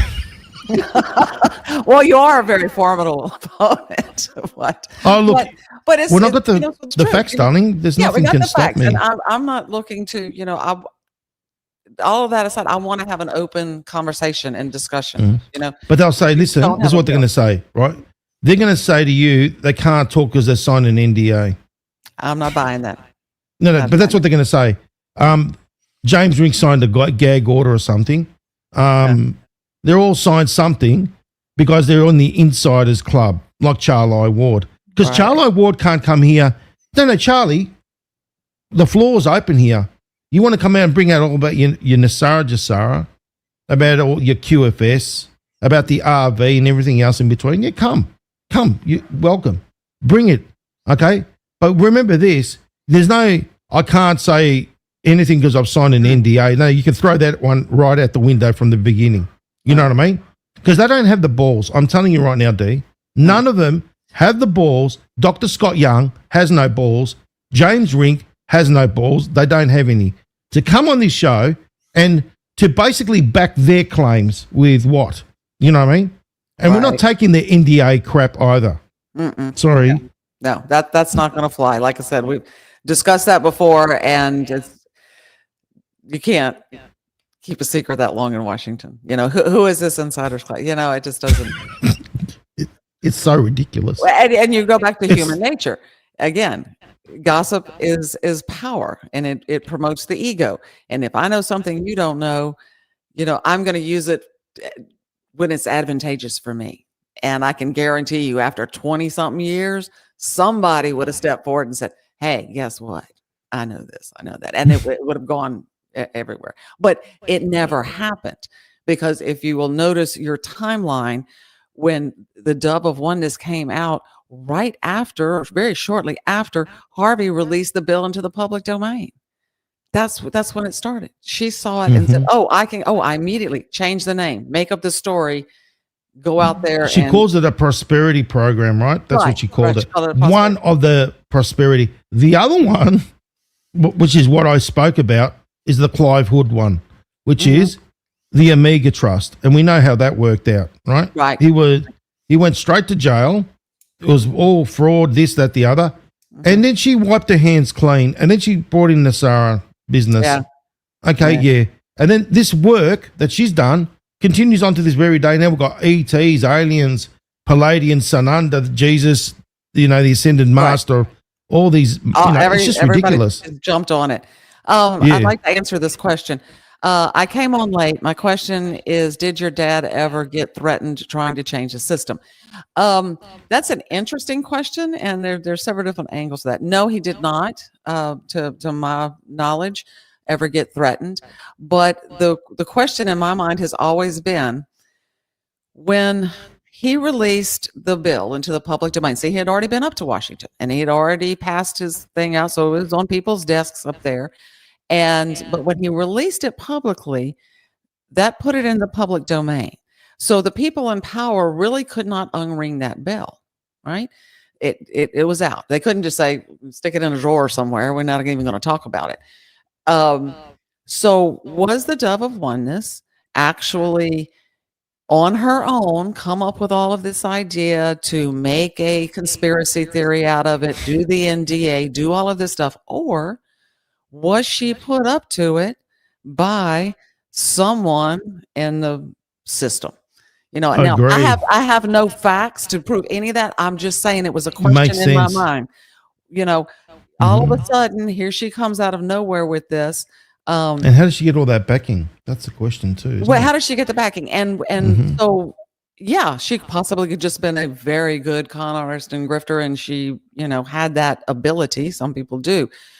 Or was it because how do you, Q taught us, how do you get something out that you don't want to be mainstream, an idea you don't want to catch on? Exactly. First thing in the playbook, you discredit. And so as time went by, you can walk down. I mean, when I talk to people about NESARA, they don't know about it, and you try to explain. Well, the first thing they're naturally going to do is going to go to the internet and say, "Oh, yeah, okay, thanks, see ya," because that's what's out there. Is that it's a conspiracy? Would you like me to? And you know me, I read the Q drops. Oh, I know. It's like my Bible. So basically, this in the Q drops, talks about Alex Jones. Now, Alex Jones, as Q says, is a Mossad asset, right? That had been planted. Look, it goes back to what I said about back in the day when he was taking video across the road. Remember the river? Right. Yeah. With the Bohemian Grove? Yeah, no. He happened to have access there. No, that doesn't happen to be the case. He was put there by them, okay, the good old Mossad, okay, and was allowed to do what he was allowed to do, right? Remember, you got all these world leaders doing that debauchery, whatever it is, with that L there, Moloch, right? That whole ceremony going on. And they're going to allow this guy to waltz in there. How ridiculous is it? Yeah, take pictures. Where they got snipers everywhere, they got military, they got everything to protect these people, right? And they're going to allow this guy to sit there with a video and take video. Are you serious? No, that's what Q makes perfect sense. He was planted there a long time ago for a reason. Yeah. Because he was put there to give false credibility. The more they attacked him, the more credibility he got within this movement, right?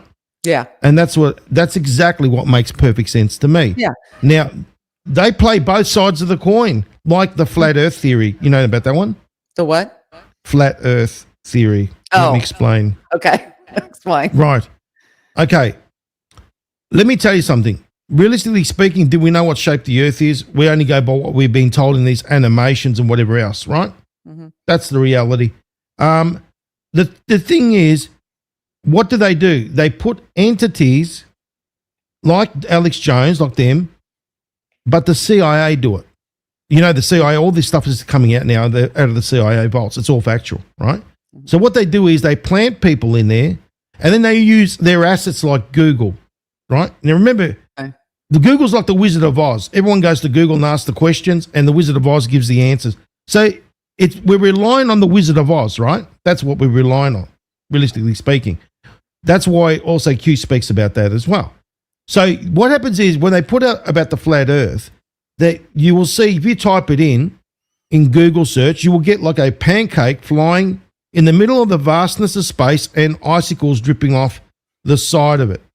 That is providing, as we said, it's discrediting, as what you said, D. You know what I mean? So anyone that questions the narrative looks ridiculous. It's the oldest trick in the book. And that's where I'll come back down to the dove of oneness. Yeah. How did she have so many resources, so much pull, so much thing? Right. And again, Done by design? I have no evidence to that one, but it just always occurred to me, especially after I read Q drops and became aware of the playbook. I said, well, yeah, that makes sense. There was no need to answer back to the question. There was no need to come after Harvey or any of us, because it was, That was done by design, but painted as a conspiracy theory, and so nobody gave it a second notice. It's fringe, it's whatever, and so no, we've never felt threatened. I'm. You know what? Think about this. Harvey's bill could be a threat. Yeah. Right, to the establishment. It is. It is a threat. Let's just call it what it is. It is. It's a threat to the establishment. How do you get rid of a threat? Well, you create that. That makes perfect logical sense to me. Yeah.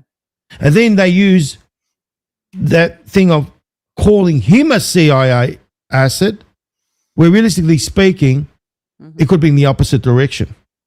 Could be. Does it make sense? It makes sense. Like I said, again, I have no proof, but it's a question. Well, that's what I'm saying. So that information, I wanted to make way. I mean, it's got to come out. It has to come out. The truth has to come out one way or the other. And I'm sure when this is all said and done, President Trump has got it all. Oh, yeah. If it was done, we may find out about it one day. We'll find out about it. So. Yep. So that was that one. We want to get the bill out there to people and want people to educate themselves and see it on its merit. Forget about the conspiracy, but the bill has merit. It is a bill for, like Jean said, the lower income people benefit greatly from this. Correct. Righty, next one. Let's see. What does the timeline look like for implementing this? Well, it hasn't even been introduced. Okay. So like we were talking earlier, you can't get a congressman or congresswoman's attention without a lobby group behind you. Harvey always thought of this as a monetary rights movement. This was a people's movement. It takes the people in large numbers to say, to learn the bill and then say, hey, we want this, that this is the kind of reform that we want in our monetary and fiscal system. So now, if the bill were implemented, Harvey has a timeline all in the bill about how things would change over, as far as the backing of the currency, the restructuring of the Fed into the Treasury, the new Treasury system, the restructuring of the Internal Revenue Service to a national sales tax office where they would collect that. It's all in the bill. It's all in the bill. And then also, in the back, he also has information about all of the good things this will do. And you're going to get the objections like, oh, it's too expensive. It's too much time. You can't do this, blah, blah, blah. He's got answers and outlines on everything saying, nope, he's got an answer. He's a systems analyst. He plugged every hole. Okay. So, yeah. Awesome. So this one here, we've basically shown, you go on the website and you can go and access the Facebook page there as well. Yes. At the bottom on the front page, or probably on all the pages of the website, you just hit the little Facebook icon and that'll take you directly to our Facebook page. I also have something else if I want to share my screen again. Yeah, sure, go on. Okay, let's see if we can do this. Let me know when you've got it there and I can. I think it's still sharing. Yeah, they're still sharing. Okay. You got it? You got it there in front? Yep, it's up. Okay. So there is at the top left or somewhere on the website, there is Shop NESARA swag. And I opened this little store and people have been asking about the Harvey shirt. There it is. Oh, that's awesome. Okay. I have not purchased one of these shirts. I haven't actually seen it. I don't know how that picture is actually going to come out on the shirt, but it's there, and I'm ordering a sample tomorrow, but it's available. And so it, let's see if we got other pictures. Yeah. So that's what I'm going to be wearing. Okay. And then, the front of it just has the logo on it. And then the back says, ask me about the real NESARA with Harvey. So I just wanted to share that with everybody because they'd been asking. So. But there's a few other products here, and that's another way to support us. And actually, the any profits that I get from this will go to pay Jean's house on her principal of her mortgage. So, just you call it what do you call it? A house note? Because that's what we call it over here. What's your house note? I call it a mortgage. We call it a mortgage. Yes. Okay, it's definitely a mortgage. That is the the name of the document. But everybody just said, hey. How much is your house note going to be? How much is your house note? If you want to support Jean, okay, go there and buy something, like a T-shirt or whatever's there, okay. Right. Mm-hmm. And it goes to paying off Jean's house note, which is a mortgage. Yes, a mortgage. Her mortgage. Awesome. So, thank you. What's the cat doing there? Oh, that's just in the picture of the sweatshirt. Oh, okay. I thought, you don't get the cat, guys. No, you don't only get the cat. T-shirt, okay? Although my mom didn't mention it, but she takes care of special needs kitties. So if you want one, I'll send you one. She has quite a few kitty cats. Does it go DHL? No. What that is, DHL. DHL. Yeah. Okay, awesome. And don't forget to get the book. The book's fantastic. It is. Yeah, that's how you're going to learn. And again, it's available on Amazon. I'm going to jump real quick if we're still sharing the screen over here to the Facebook page. Yes. So people will know what it looks like. There's your picture of Harvey and our logo. And this is where I post stuff. So awesome. And don't forget, join Dee's social media. Please. Yes, please. We've got to all show our support, God's Army, and push this out far and wide. Mm-hmm. It needs to go out there. Yeah. And we all got to do our bit, remember. Yeah, it is. Awesome. And it's a ground game. We've been fighting the social media. We've been fighting the algorithms and your search engines. And we make a little bit of progress. It's like 3 steps forward, 5 steps back, and so it's an ongoing battle. And that's why I put out the flyers. And as soon as they are up on the website, I have 3. One of them is how it's going to affect the stock market. The other one was the basic flyer. There's also 2 already on there under the blog section. One is what is NESARA really? And it's a more in-depth explanation of the bill.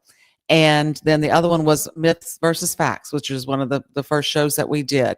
And that will give you what is the real NESARA and what is the pseudo NESARA. So those are great references. I like that. Yeah, she reminds me of my beautiful outspoken auntie. I bet Jean. Jean, yeah, that's her. And that's right. I mean, look, we're putting out that invitation to those people. We're not kidding. Okay. Yes, no, people are saying this in the chat. No, we're going to hear crickets. Yeah, obviously, because they've got no guts. Okay. They're going to be running scared. Yes, they are. Because you know what? They've got nothing. They've got zero. Mm-hmm. They've got NDAs. That's all they got. All right. They have no, that's right, Carol. They have nothing, no proof at all. Okay. Zero. Yeah. Okay, and it says there, maybe if you, that's funny. Yeah, maybe if we paid them, no, the only way I'll pay them is with a slap to the head. That's my payment for them. Yeah. None of them have the guts. That's right. They don't have the guts because you know what? They got nothing. Zero. They won't come in here. It'll be their own undoing if they do. I think Carol goes, I double dare them. Yeah, so do we. I double dare them. Yeah, well, like I said, it's open, and I'll welcome a discussion. So, look, we always welcome a discussion here on the Freedom Channel broadcast and on the Real NESARA show. Oh. I mean, but no, if they're going to come here with their fictitious claims, No, don't expect us to sit there and nod our head and no, there won't be any of that. Entertain that. No, we won't be doing that, right? No, we won't be doing that. I'm not going to entertain their fictitious claims. I want to see what they have in concrete to show us, and I'm going to show them what I have. Okay, they're probably going to bring out. They're probably going to bring out some dodgy website. They're probably going to bring out something like James Rink's videos. That's why I'm going to be laughing, because then everything's going to be pointing in one direction, back to the double oneness, right? And all the her website, because I got the whole website. I got it all. I got all her dove reports. Right. I got it all. They won't be able to last. No, but like I said, the offer is open. So. Gene deserves to tell them to their face. Yeah, I agree, Carol. I totally agree. I mean, you imagine having your mother there. I mean, do I? Your mum here, while having one of those grifters here, and them trying to come up with all these damn excuses. Yeah. Your mum will tear him a new arsehole. That's what would happen. She would. So. Yeah, right there. How about that one? She lived it. On Truth Social, is it possible that a truther is good, but putting out false? I think it could be, okay, because I can't fault that person. I guess again, they picked up on what was portrayed from people that came before them as truth. Okay, it got passed down, right? So they may fully believe that they are telling the truth, but then if they're putting that out there, then I think they have a responsibility to check their sources. Well, that's the thing. I mean, look, okay, it's called disinformation, misinformation. Let me tell you the difference there, right? Mm-hmm. So disinformation are those that are maliciously doing it with a malicious intent, right? They're doing it to deceive. Mm-hmm. The ones that are spreading is called misinformation. But however, you can only do this for a certain amount of time, especially when this is all out there, right? Mm-hmm. Now, the thing is, this is all out there now, and they should be asking themselves this question: where is their proof?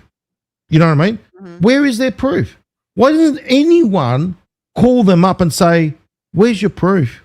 Where's your proof of NESARA, the pseudo NESARA, GESARA, the med beds, the RVs, the QFS, and don't use all the other websites that bounce off each other and it's all part of the network. No, don't do that. Get some real facts and some receipts. Okay? But you know what? There are truthers out there, but if they're truthers, they should be doing research, real research, right? So there's no excuse. At this point, I'm sorry, we've been doing this now for how many years? You've got to come to some sort of realization when you're thinking maybe we've been screwed. You know what I mean? Mm-hmm. Yeah. And you have a lot of people jumping on the bandwagon. Okay. You get your little channel and you just start sharing stuff. And as long as everything's about clicks and likes and shares. And so you get monetized, and it doesn't matter that the stuff you're putting out there is false. So I could never do that. If I'm going to put something out, I'm going to, I'm not saying I'm above reproach. I would, if I make a mistake, I'm going to own it, Exactly. But I'm going to make sure to the best of my ability. And when I say to the best of my ability, I mean deep dive, that what I'm doing is correct. Everyone's saying, if they came, I'm sure you wouldn't miss the show. No, we know you wouldn't, Claire. And this one's funny. I had to put this one up here. Their proof will be like a fart in the wind in the storm. You know what I mean? Yeah, right. I get it. They got nothing, like they always have. We can get the real truth out there, get the real build out there, get enough support behind it. I've said this before. We have ridiculous rules and laws on the books. Why are they there? Because enough people made it an issue that it became an issue. Okay, so the people speak up and say, yes, this is what we want, and they're not going to do it. Okay, your elected officials are not going to do this. It is not in their best interest. It is in your best interest. And so trust me, that is not what they're after. I don't care what they say. And maybe they'll meet us at the KFC just like they met, the Waiting for NESARA movie. Remember that one? I do all went remember to something about KFC. the KFC. Yeah. Yeah, I love that one, Carol. If the government could make money off it or patent it, they don't want it. Okay. That one there, if the government makes If the government can't make money off of it or Or patent patent it, Yeah. they don't want it. Oh, I see. Yeah. Yeah, that makes the world of sense. Mhm. They don't want a system like that because President Trump, as I said, I could see it. He's bringing something like, you can see Harvey's work. It's there. Yeah. You know what I'm saying? So we're obviously at these stages where you can see there's a collapse. There's got to be a collapse. We're at $37 trillion debt. There's got to be a collapse. You could see it. It's on the horizon. And that's what terrifies people, okay? Because you're looking at people out there that have pensions in the stock market. They have their 401ks. They're looking at Social Security. And so a collapse leaves them with nothing, right? And people at a certain age bracket, at that retirement age bracket, cannot go back into the workforce and start over. And that's terrifying. And so it is really hard for me to believe, yes, while the system needs to change, that President Trump would allow the rug to financially be pulled out of from under people in that position. I find that hard to believe. While I think that he's making changes to the system, I think, us supporting this kind of bill and him making changes in an organized fashion. You see, that's the whole point. This is an organized step-by-step. You do this first, you do this second, you do this third. And so people don't panic. It's funny. I'm thinking back to, did you ever see the movie Batman, The Dark Knight? Yes. Okay. Best Batman movie ever. Heath Ledger played the Joker. And the Joker was right. He said, if you ever notice, if there's a plan and things are going according to plan, people are stable and secure and okay. If something gets amiss there, then everything's chaos. So I think, President Trump he realizes that, and he has to have a plan in place to make this kind of major change where people are not, left with nothing or panicked. Yeah. But you can see now with the government shutdown, and I said this is not the first time it's happened. So people are like, no, I've shown it's happened before. Chuck Schumer did it in the past when President Trump tried to do the wall, right? He tried to put him over a barrel, and that fell because he used the military to build the wall anyway, which is genius. So what's happening now is you're seeing how it's like, don't blame us, it's the Democrats or the radical left. That's what I'm saying. Because it's not about the left and the right, it's the radical left. So it's the extreme. That's what he keeps saying, radical. He puts that word there for a reason. I explained that on the Pulse. The radical left. Then he called them Satanists, right? You saw that in his Truth Social. So he did. And that's the reason why, because they are, now Satanists are, it's basically, as I said, it's an ideology. I explained that. I've been into detail about that. So they have an ideology which they worship and follow, and that's what he keeps exposing. Now, what's happening right now is the National Guard aren't getting money. You heard about that. So the National Guard are missing out, right? But they're still going. They're still out of national pride, ladies and gentlemen. It's all what they're showing is the contrast. So they're saying it's the radical left have shut down the system. However, can you see how they've got renewed pride in the United States in America, and they're willing to go and serve their president and their country, number one, to continue. Exactly. That's the contrast right there. And he's showing you this. That's the thing. He's using social media the same way they were using social media against him in the past, the same way they were using mainstream media in the past. He's using the same weapons, and he's using it in the other direction. Yeah. It's like they're throwing knives at him, D. He grabs the knives and throws them back, you know? Back. Well, we talked about more firings because of the shutdown. And he said, okay, well, we're going to take this as an opportunity to go ahead and thin out some of the jobs here. And here we go. Checklist.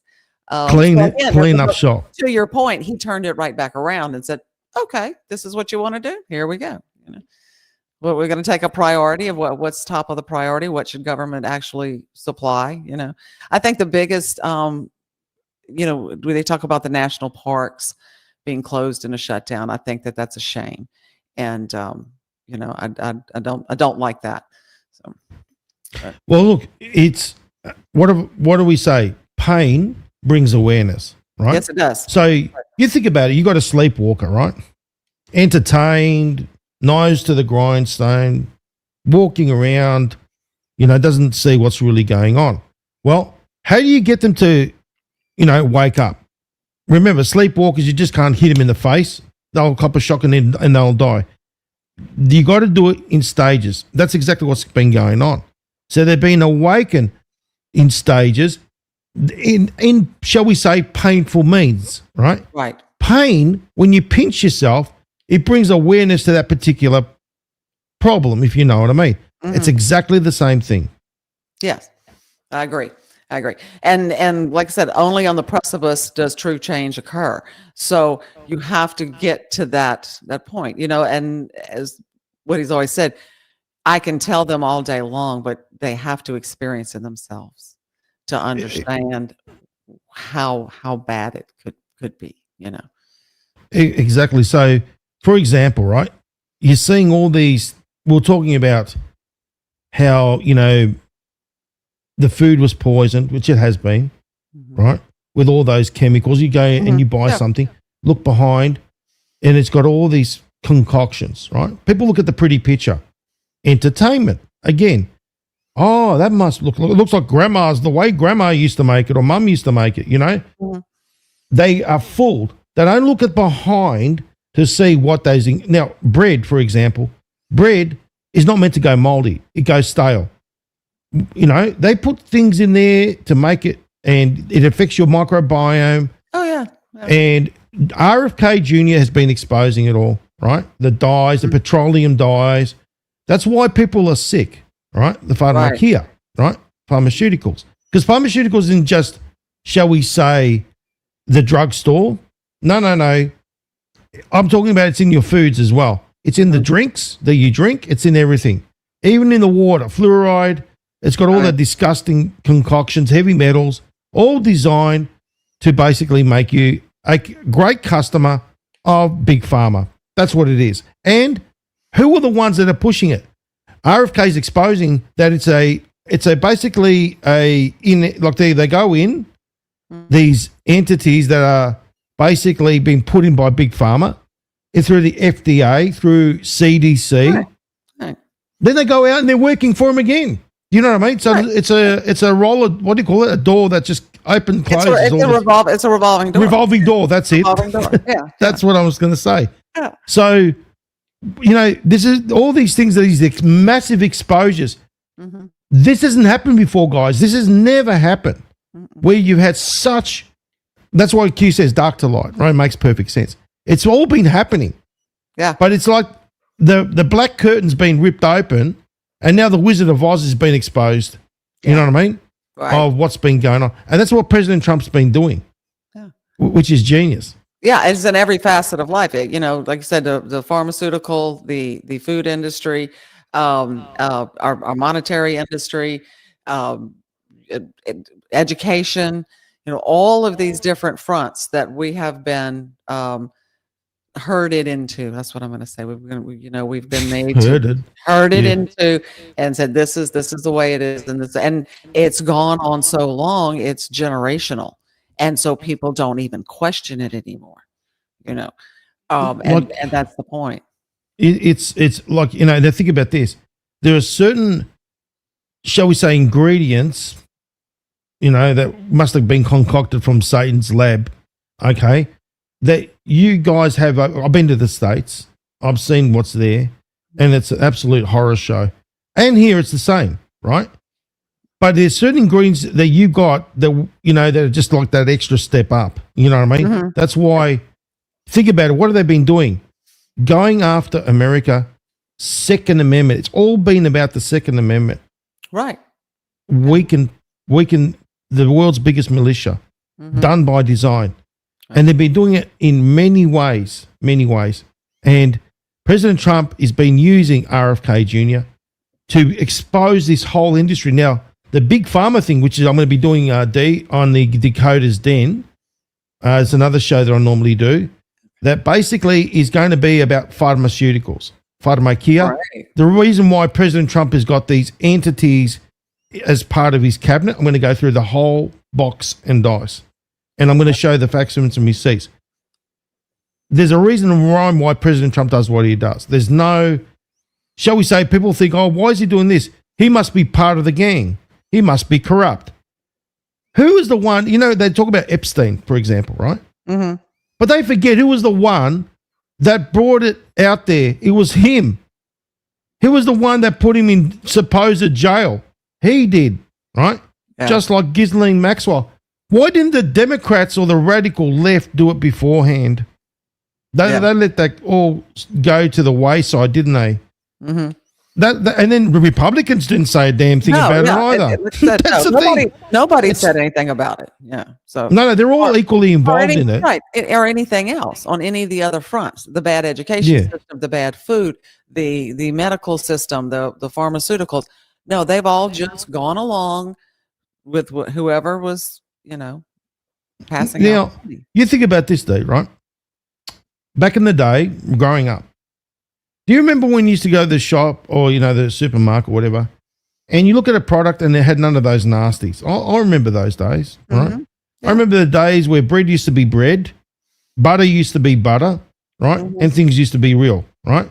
Right. They were the great days. And I remember looking back, we didn't have this epidemic of the diabetes, the epidemics of Alzheimer's and all the other garbage as well. Obesity, that was a big, I remember going back to the days where everyone used to be fit and they used to eat healthy and it was great. You know what I mean? I remember those days.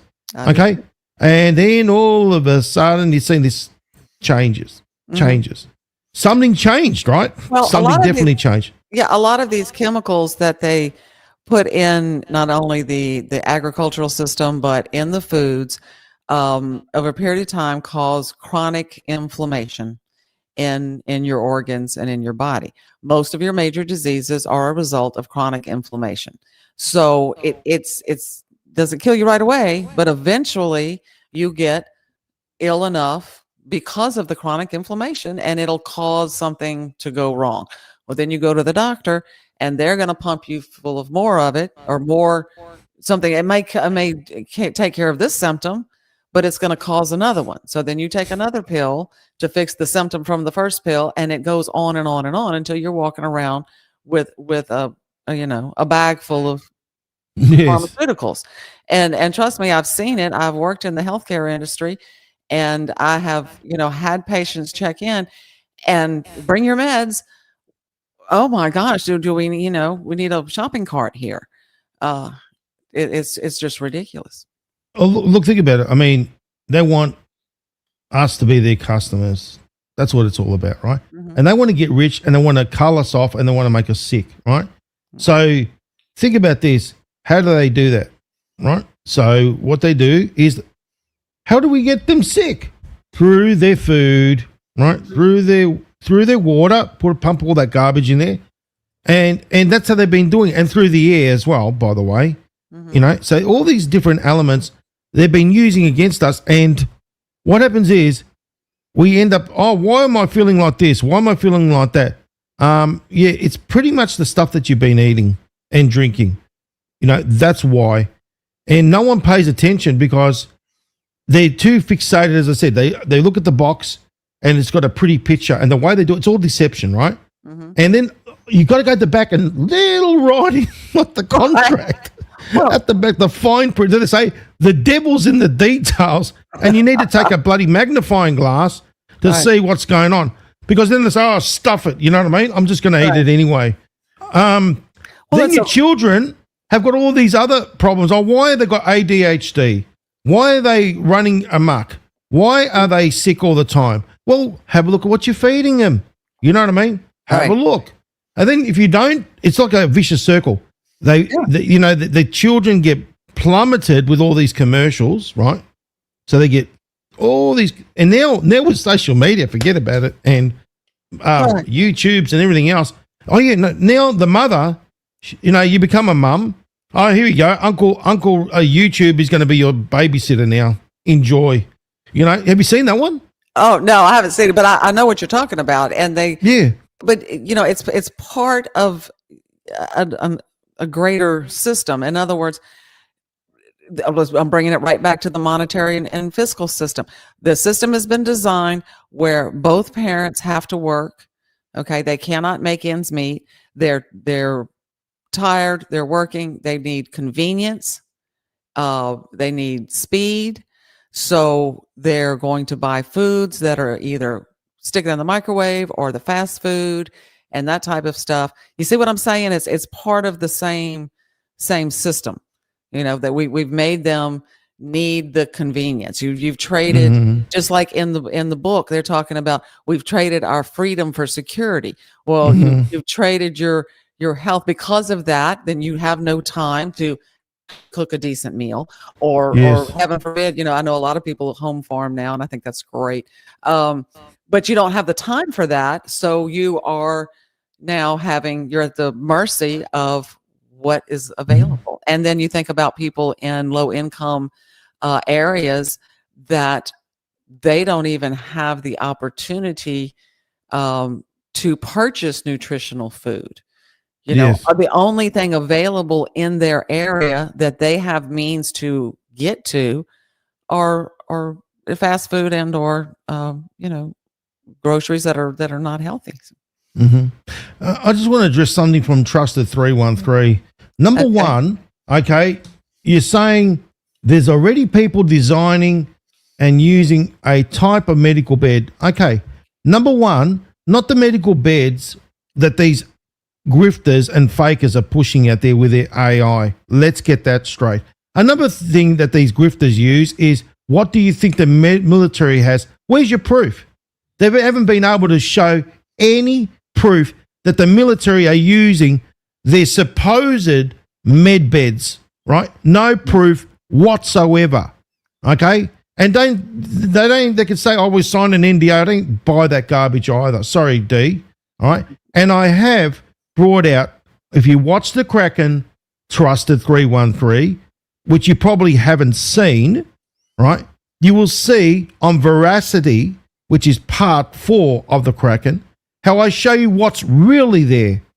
Like we talked about the scalar technology. We talked about the human regenerator plasma, cold plasma technology. And I've shown you also other things that President Trump was shown next to we got this new technology that basically uses radiation therapy, but pinpoints and doesn't destroy the rest of the remaining tissue around it. That is fact, right? Yeah. President Trump is saying we've got technologies that he couldn't dream of. Yes, he has said that. But the thing is, do you have the facts and some receipts to prove, number one, that you're saying what does the military use? That's something that the grifters and the fakers use over and over again as an excuse. Okay? We've been able to show you what's real, what's factual. The others out there use AI, like the Sky Prince, that clown over there, and the rest of them, the Tesla med beds. And you've seen, I've shown you what that is, a hotel that's basically infested with bed bugs, right? Like a 70s bloody movie, right? You go there and they put bloody paint cans under the bed, right? No. Don't even go there. That's what I'm trying to say. Facts, evidence, and receipts speaking volumes, not garbage, not lies, not deceptions, not AI fakery. You think for a moment that President Trump would make an announcement of such huge significance using a AI likeness of himself and using his daughter-in-law with the fake Fox report. Seriously, how about we use some logic here?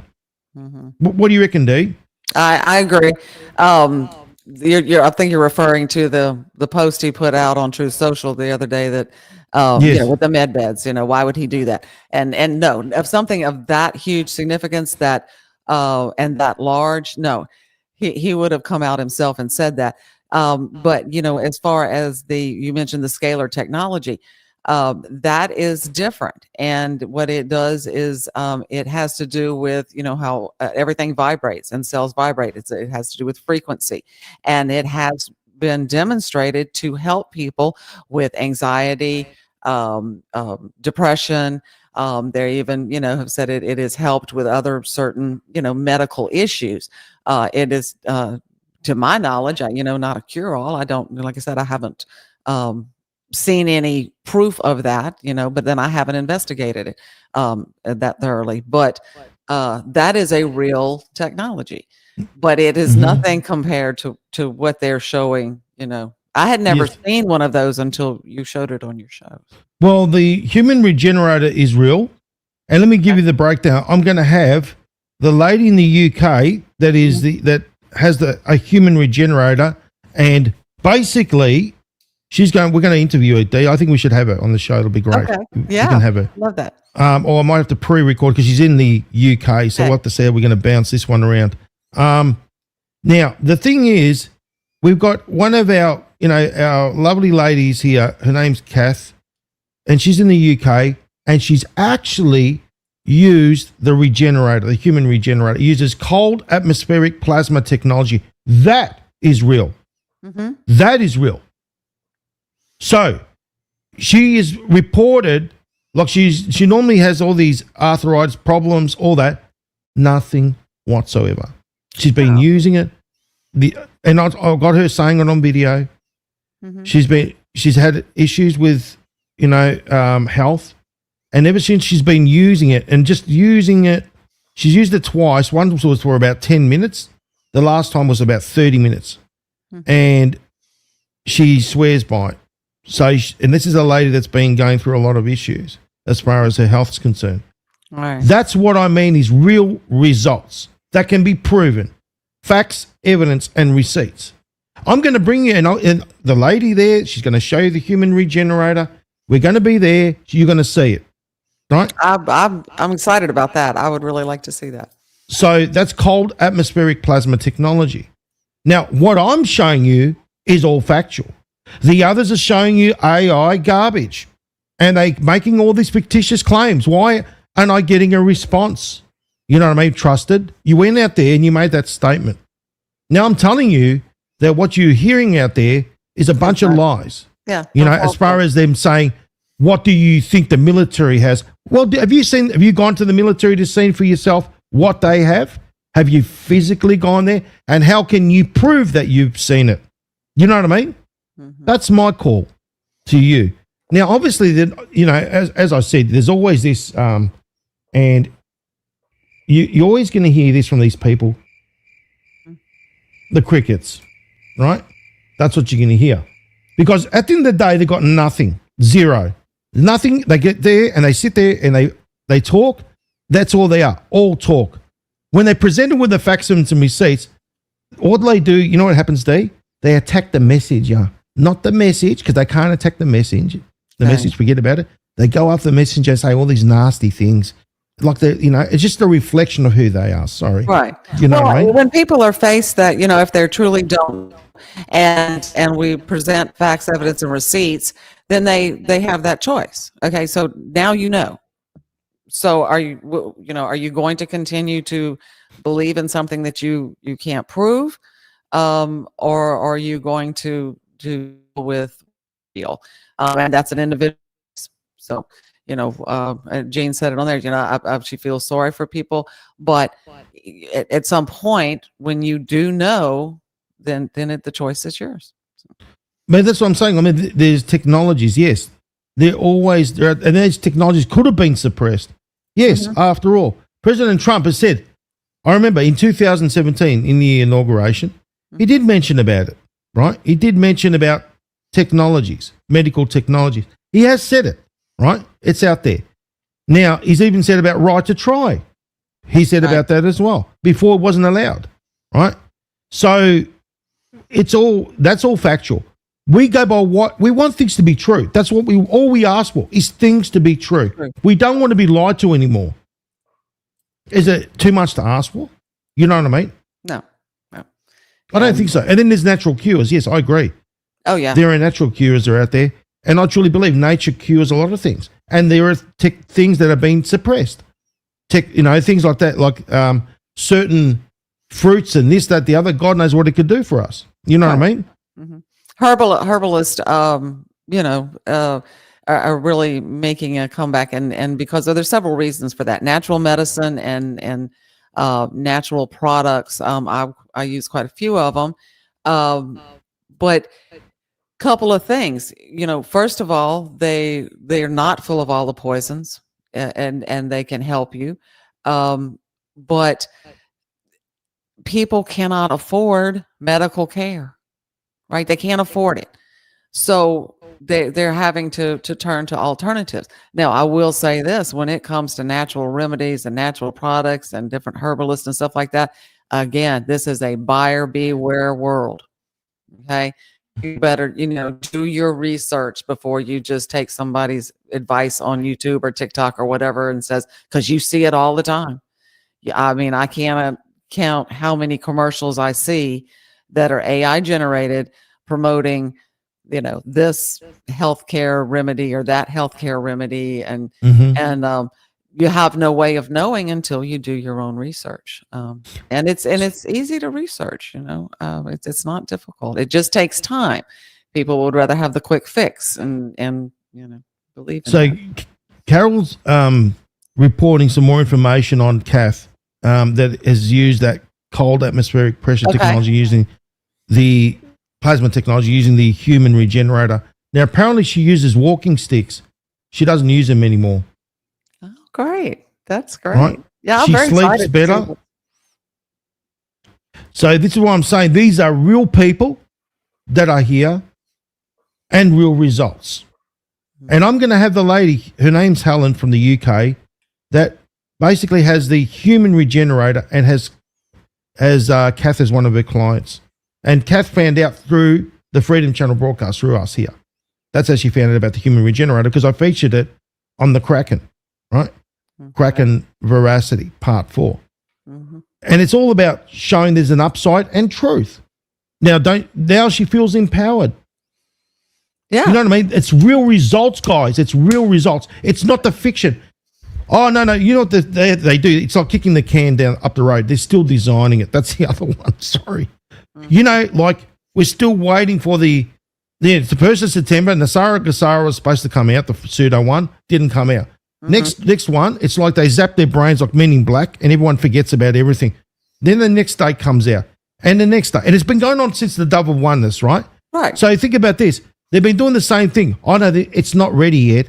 It's not ready yet. They're still in designs. It's always going to be, they're kicking the can up the road continuously. I'm showing you real results. That's the difference.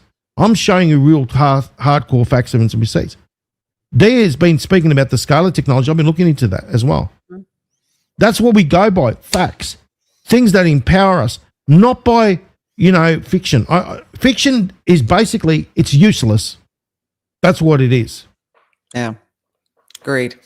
So, and there are new technologies out there and, new things all the time. And as you have people like this that have experienced it and have a testimony of something that they have really gone through, and you can actually get information on it. Like you said, you had information on this technology, the person that, I don't know if you said invented it or yes.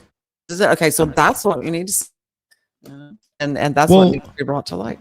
What I should do is get Kath to put a video together and give a testimony, all right? So she can give, what her experience is, how she's feeling.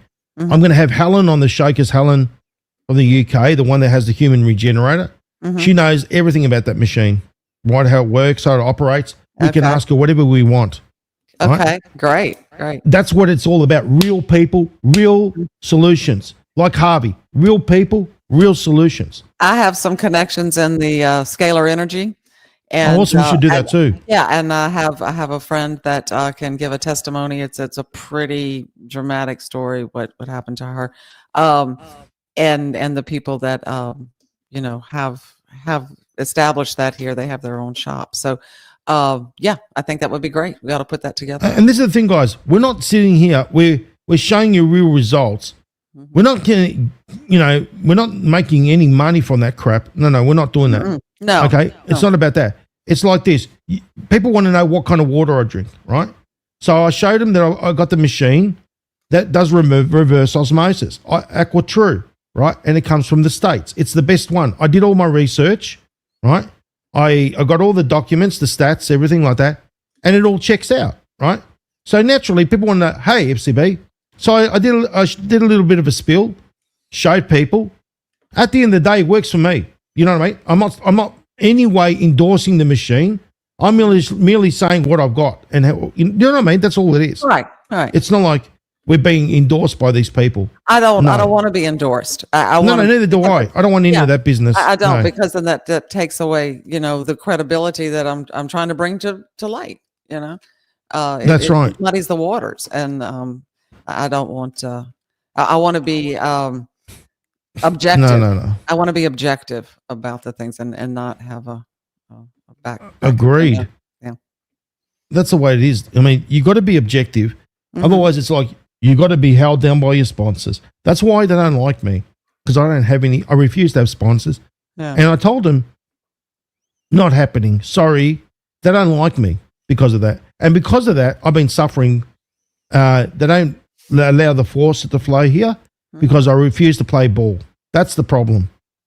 And they want me to sponsor their olive oils and this and that. No, go and do it to some other clown. There are plenty of them out there. You know.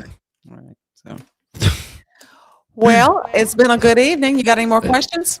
Any more questions, guys? 5-minute warning.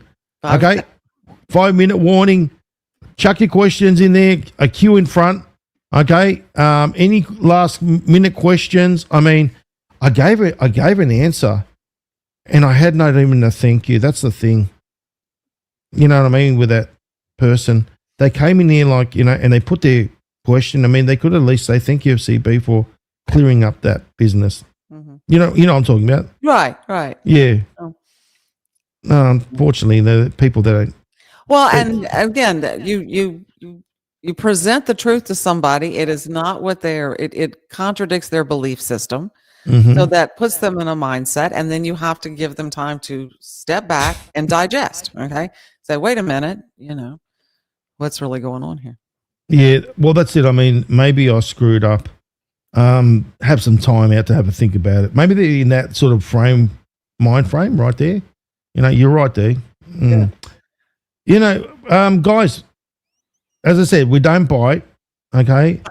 Like we said, we're inviting those entities out there to support their claims, like James Rink. Yeah, please, James, come on the show. I'd love to have you here. Make sure you bring your videos and your book. Okay. And let's compare the notes. What do you reckon, Dee? I'd love to have James on the show. I would love to have, and any one of them that want to come. Again, let's get together and let's talk about what you have to bring to the table and what we have to bring to the table. You know, Again, it'll be like I said, if you're interested in humanity and you really want to help people, collaboration ought to be a no-brainer. You should be wanting and willing to participate in something that is going to help support them. Well, the thing is, if you're going to make those kind of claims, you know, you better explain how you came to those conclusions. Mm-hmm. You know what I mean? Right. And then you should have, you know, okay, so Harvey, you know, is not with us anymore. We should have, you know, Gene on the show, because at the end of the day, you're accusing Harvey and it affects Gene. Come on the show, James. Come on the show. Let's bring Gene. And you could tell her about and ask her the question. Sorry. Mm-hmm. Yeah. I'm trying to keep a straight face because it's funny. Because I can't see it happening. Because James is too busy rap dancing and break dancing for Oktoberfest. Okay. Right. You know what I mean? Haven't you seen that little thing? He's getting together with his friends, and they're going to be sitting there clapping James while he's doing his break dancing and DJing and everything else, and worrying about, you know, carving pumpkins rather than bringing out what's really true. You know, no, I haven't seen that, and I don't have time to watch TV or social media very much at all. But Yeah, it doesn't, I'm not surprised. And you were saying about Harvey's not here anymore, but he left us his work. Oh, yes, he did. And everything is in here that you wanted to know. So that's what we're basing it on. So That's right. And that's the thing. I mean, we've got to make that, shall we say, we've got to go out there and do our bit. Right? We can sit here and talk about it till we're blue in the face.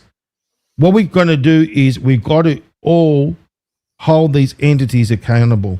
So we need to go out there and say, hey, go on this show and say, right, in the chat, show us your proof. Where's your proof? Okay, Exactly. Where's your proof? Yeah, where's your proof? Okay, you're going and making all these. Go on Dr. What's his name, Scott Young show, and let him talk, and then just say, where's your proof? Where you talk about NESARA, GESARA, and all the other stuff. Where is your proof? No, Dr. Scott Young won't come here because he can bring his books. I hope he brings all his books with him. Okay, and he's the doomsday. Apparently, he's into the rapture doomsday business as well. Did you know about that? No, I know what the rapture doomsday thing was. I explained it the other day. Yeah, I'm familiar with it, and but I didn't know that was part of his, or that he was involved with that. No, because you know what, they go in the grift. They got to include God or Jesus, something in the equation there to give validity to what they're saying. And one says, "I love Jesus." The other one says, "God this and God that." No. That guy right there is an end time specialist. That's what he calls himself. Sorry, I'm trying to keep a straight face. End time specialist. And also, end time specialist, he calls himself, and NESARA, GESARA specialist as well. I thought NESARA, GESARA was supposed to be for the, you're going out there with the woo-woo and all that sort of stuff. And then you're putting a down spin on it using the end time specialist, Dr. Scott Young. I don't know what's going on there. It's like you're in conflict. Yeah, well, the Harvey's bill is definitely a moral bill. Okay, it is designed on fairness for everyone, and so if you want to relate that to the Bible, okay, that's the only connection that I can see. I don't, like I said, I'm not all familiar. I've read some of his work, but not all of it, and so I don't see how he can, say end times. I don't see where that comes in. I'm sure he can. I'm sure he could connect the dots for me. Oh, look, I'm sure he can connect the dots. And whether those dots are real, is another story. Because I've heard him, and literally it's just like you might as well get the bucket and throw up in it. You know what I mean? Because it's all a bunch of garbage. Because it's like what he thinks we are is like a bunch of mushrooms. You know what mushrooms are? Fed shit and kept in the dark. Now that's what he thinks we are. No, we're not. That's what I'm saying, Dr. Scott Young. You've been doing this for a while now. How about you come on the show? He's been doing with Charlie Ward and all the rest of these other cast of characters. Why don't you come on the show and let's have an open forum discussion? Okay, bring your books, bring your videos, bring it all. Who cares? Bring it all. And we'll sit there and we'll digest everything, and we'll be able to retort with some real hardcore facts and some receipts. You know what I mean? Right. And that's all I'm asking. Like I said, if it's good, then we should talk about it. Okay. If it's something real, we should talk about it. That's the way you have solutions. That's the way you solve problems. And so that's what I'm more into the solution than the problem. Well, I can tell you right now, I don't need a crystal ball. I need one. I don't need a woo-woo and the tarot cards and all that sort of crap to tell you exactly what's going to happen. They're not going to take us off on the offer because they are shit scared. Right? They've got nothing. What are they going to do is they're going to come here and they're going to just basically try to spin as much bullshit as possible. And it'll be like this. We'll cut it all right there and there. It'll be all put out on the table and the truth will be known. But, they won't do it because you know what? It's going to be, when you cut their lunch or destroy their little grift, that'll be it for them. Now you think about it. Their followers will come here. They don't want to risk that. Yeah. Their followers will come here and watch us. And then it'll be like this. I've been lied to all along. You've been lying to me, Dr. Scott Young and Charlie Ward and all the rest of you. You know what I mean? And that will be the end of them. And they don't want that. I can tell you right now, because they know that'll be the end. You know? That's what it is. They don't want to risk it. Well, and that may be true. But like I said, the offer stands and it's open. And the offer stands. Don't you worry, I'll be ready. Yeah.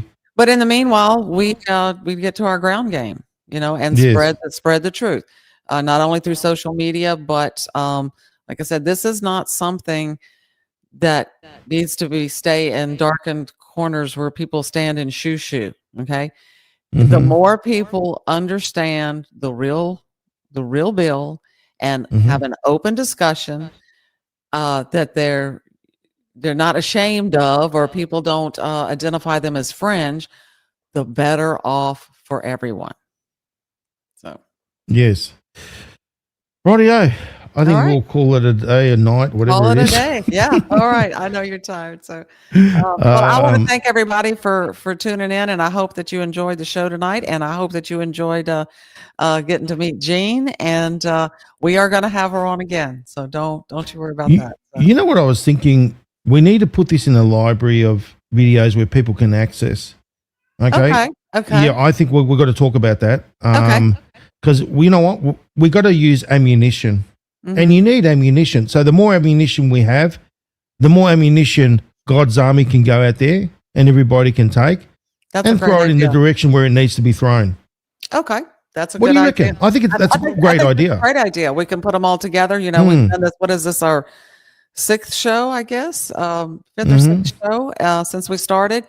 And I would love for people to be able to access it, you know, starting at the beginning when we started with the myths versus facts and then chapters. And everything. No, I'm talking about your mother's interview. And we go, you know, through, we end up talking about all kinds of stuff. But the interview with Mom to be taken in context with the show is wonderful. I think it's a great idea. And then we can put we can make a sort of a kit, like you know, when you got all your ammunition, you put it in a kit form. So here you go, take that. And go and do some damage. You know what I mean? And you let everyone go out there and do the damage. Okay.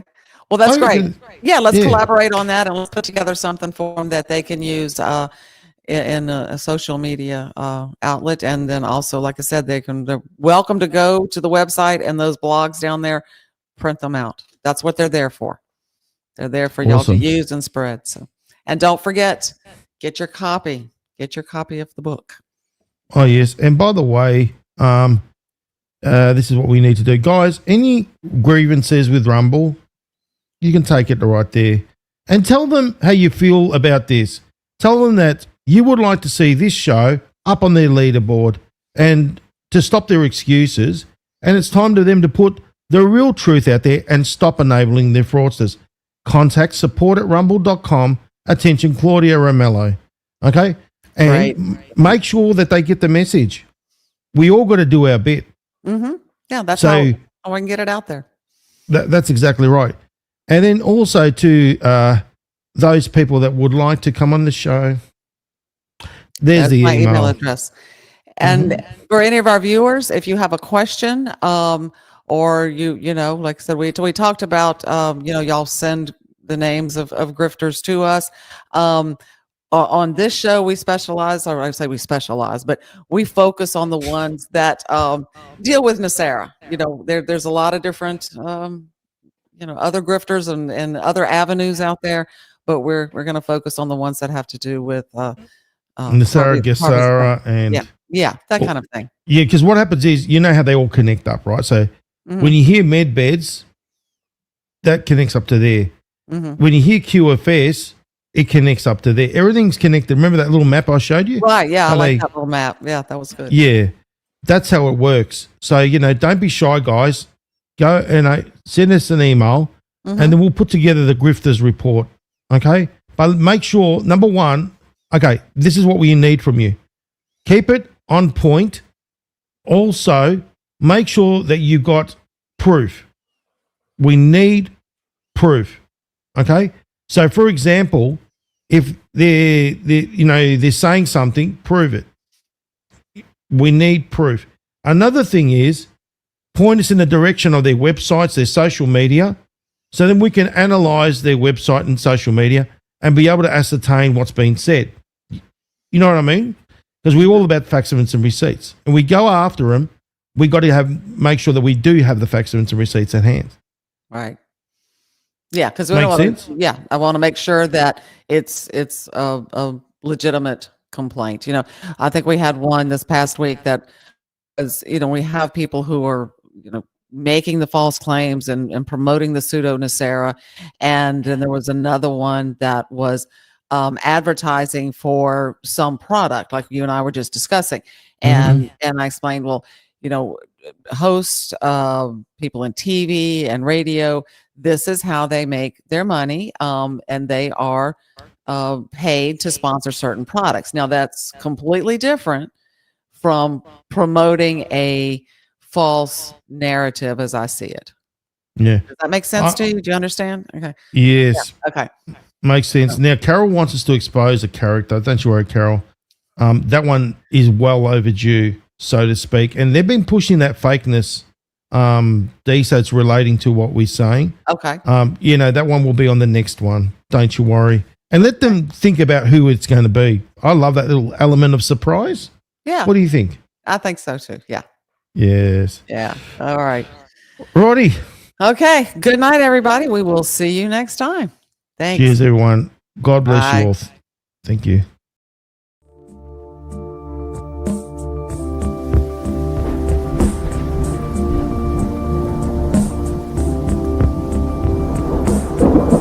I can feel it coming in the air tonight.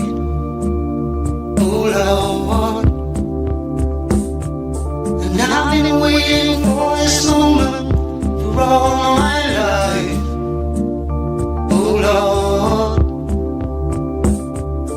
can you feel it coming in the air tonight?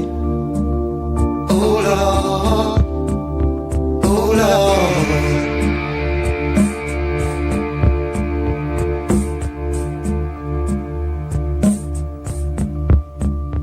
Well, if you told me you were drowning, I would not lend a hand. I've seen your face before, my friend, but I don't know if you know who I am. Well, I was there and I saw what you did. I saw it with my own two eyes. So you couldn't wipe off that grin. I know where you've been. It's all been a pack of lies. And I can feel it coming in the air tonight. Oh Lord, well, I've been waiting for this moment for all my life. Oh Lord, I can feel it coming in the air tonight. Oh Lord, well, I've been waiting for this moment for all my life. Oh Lord, oh Lord.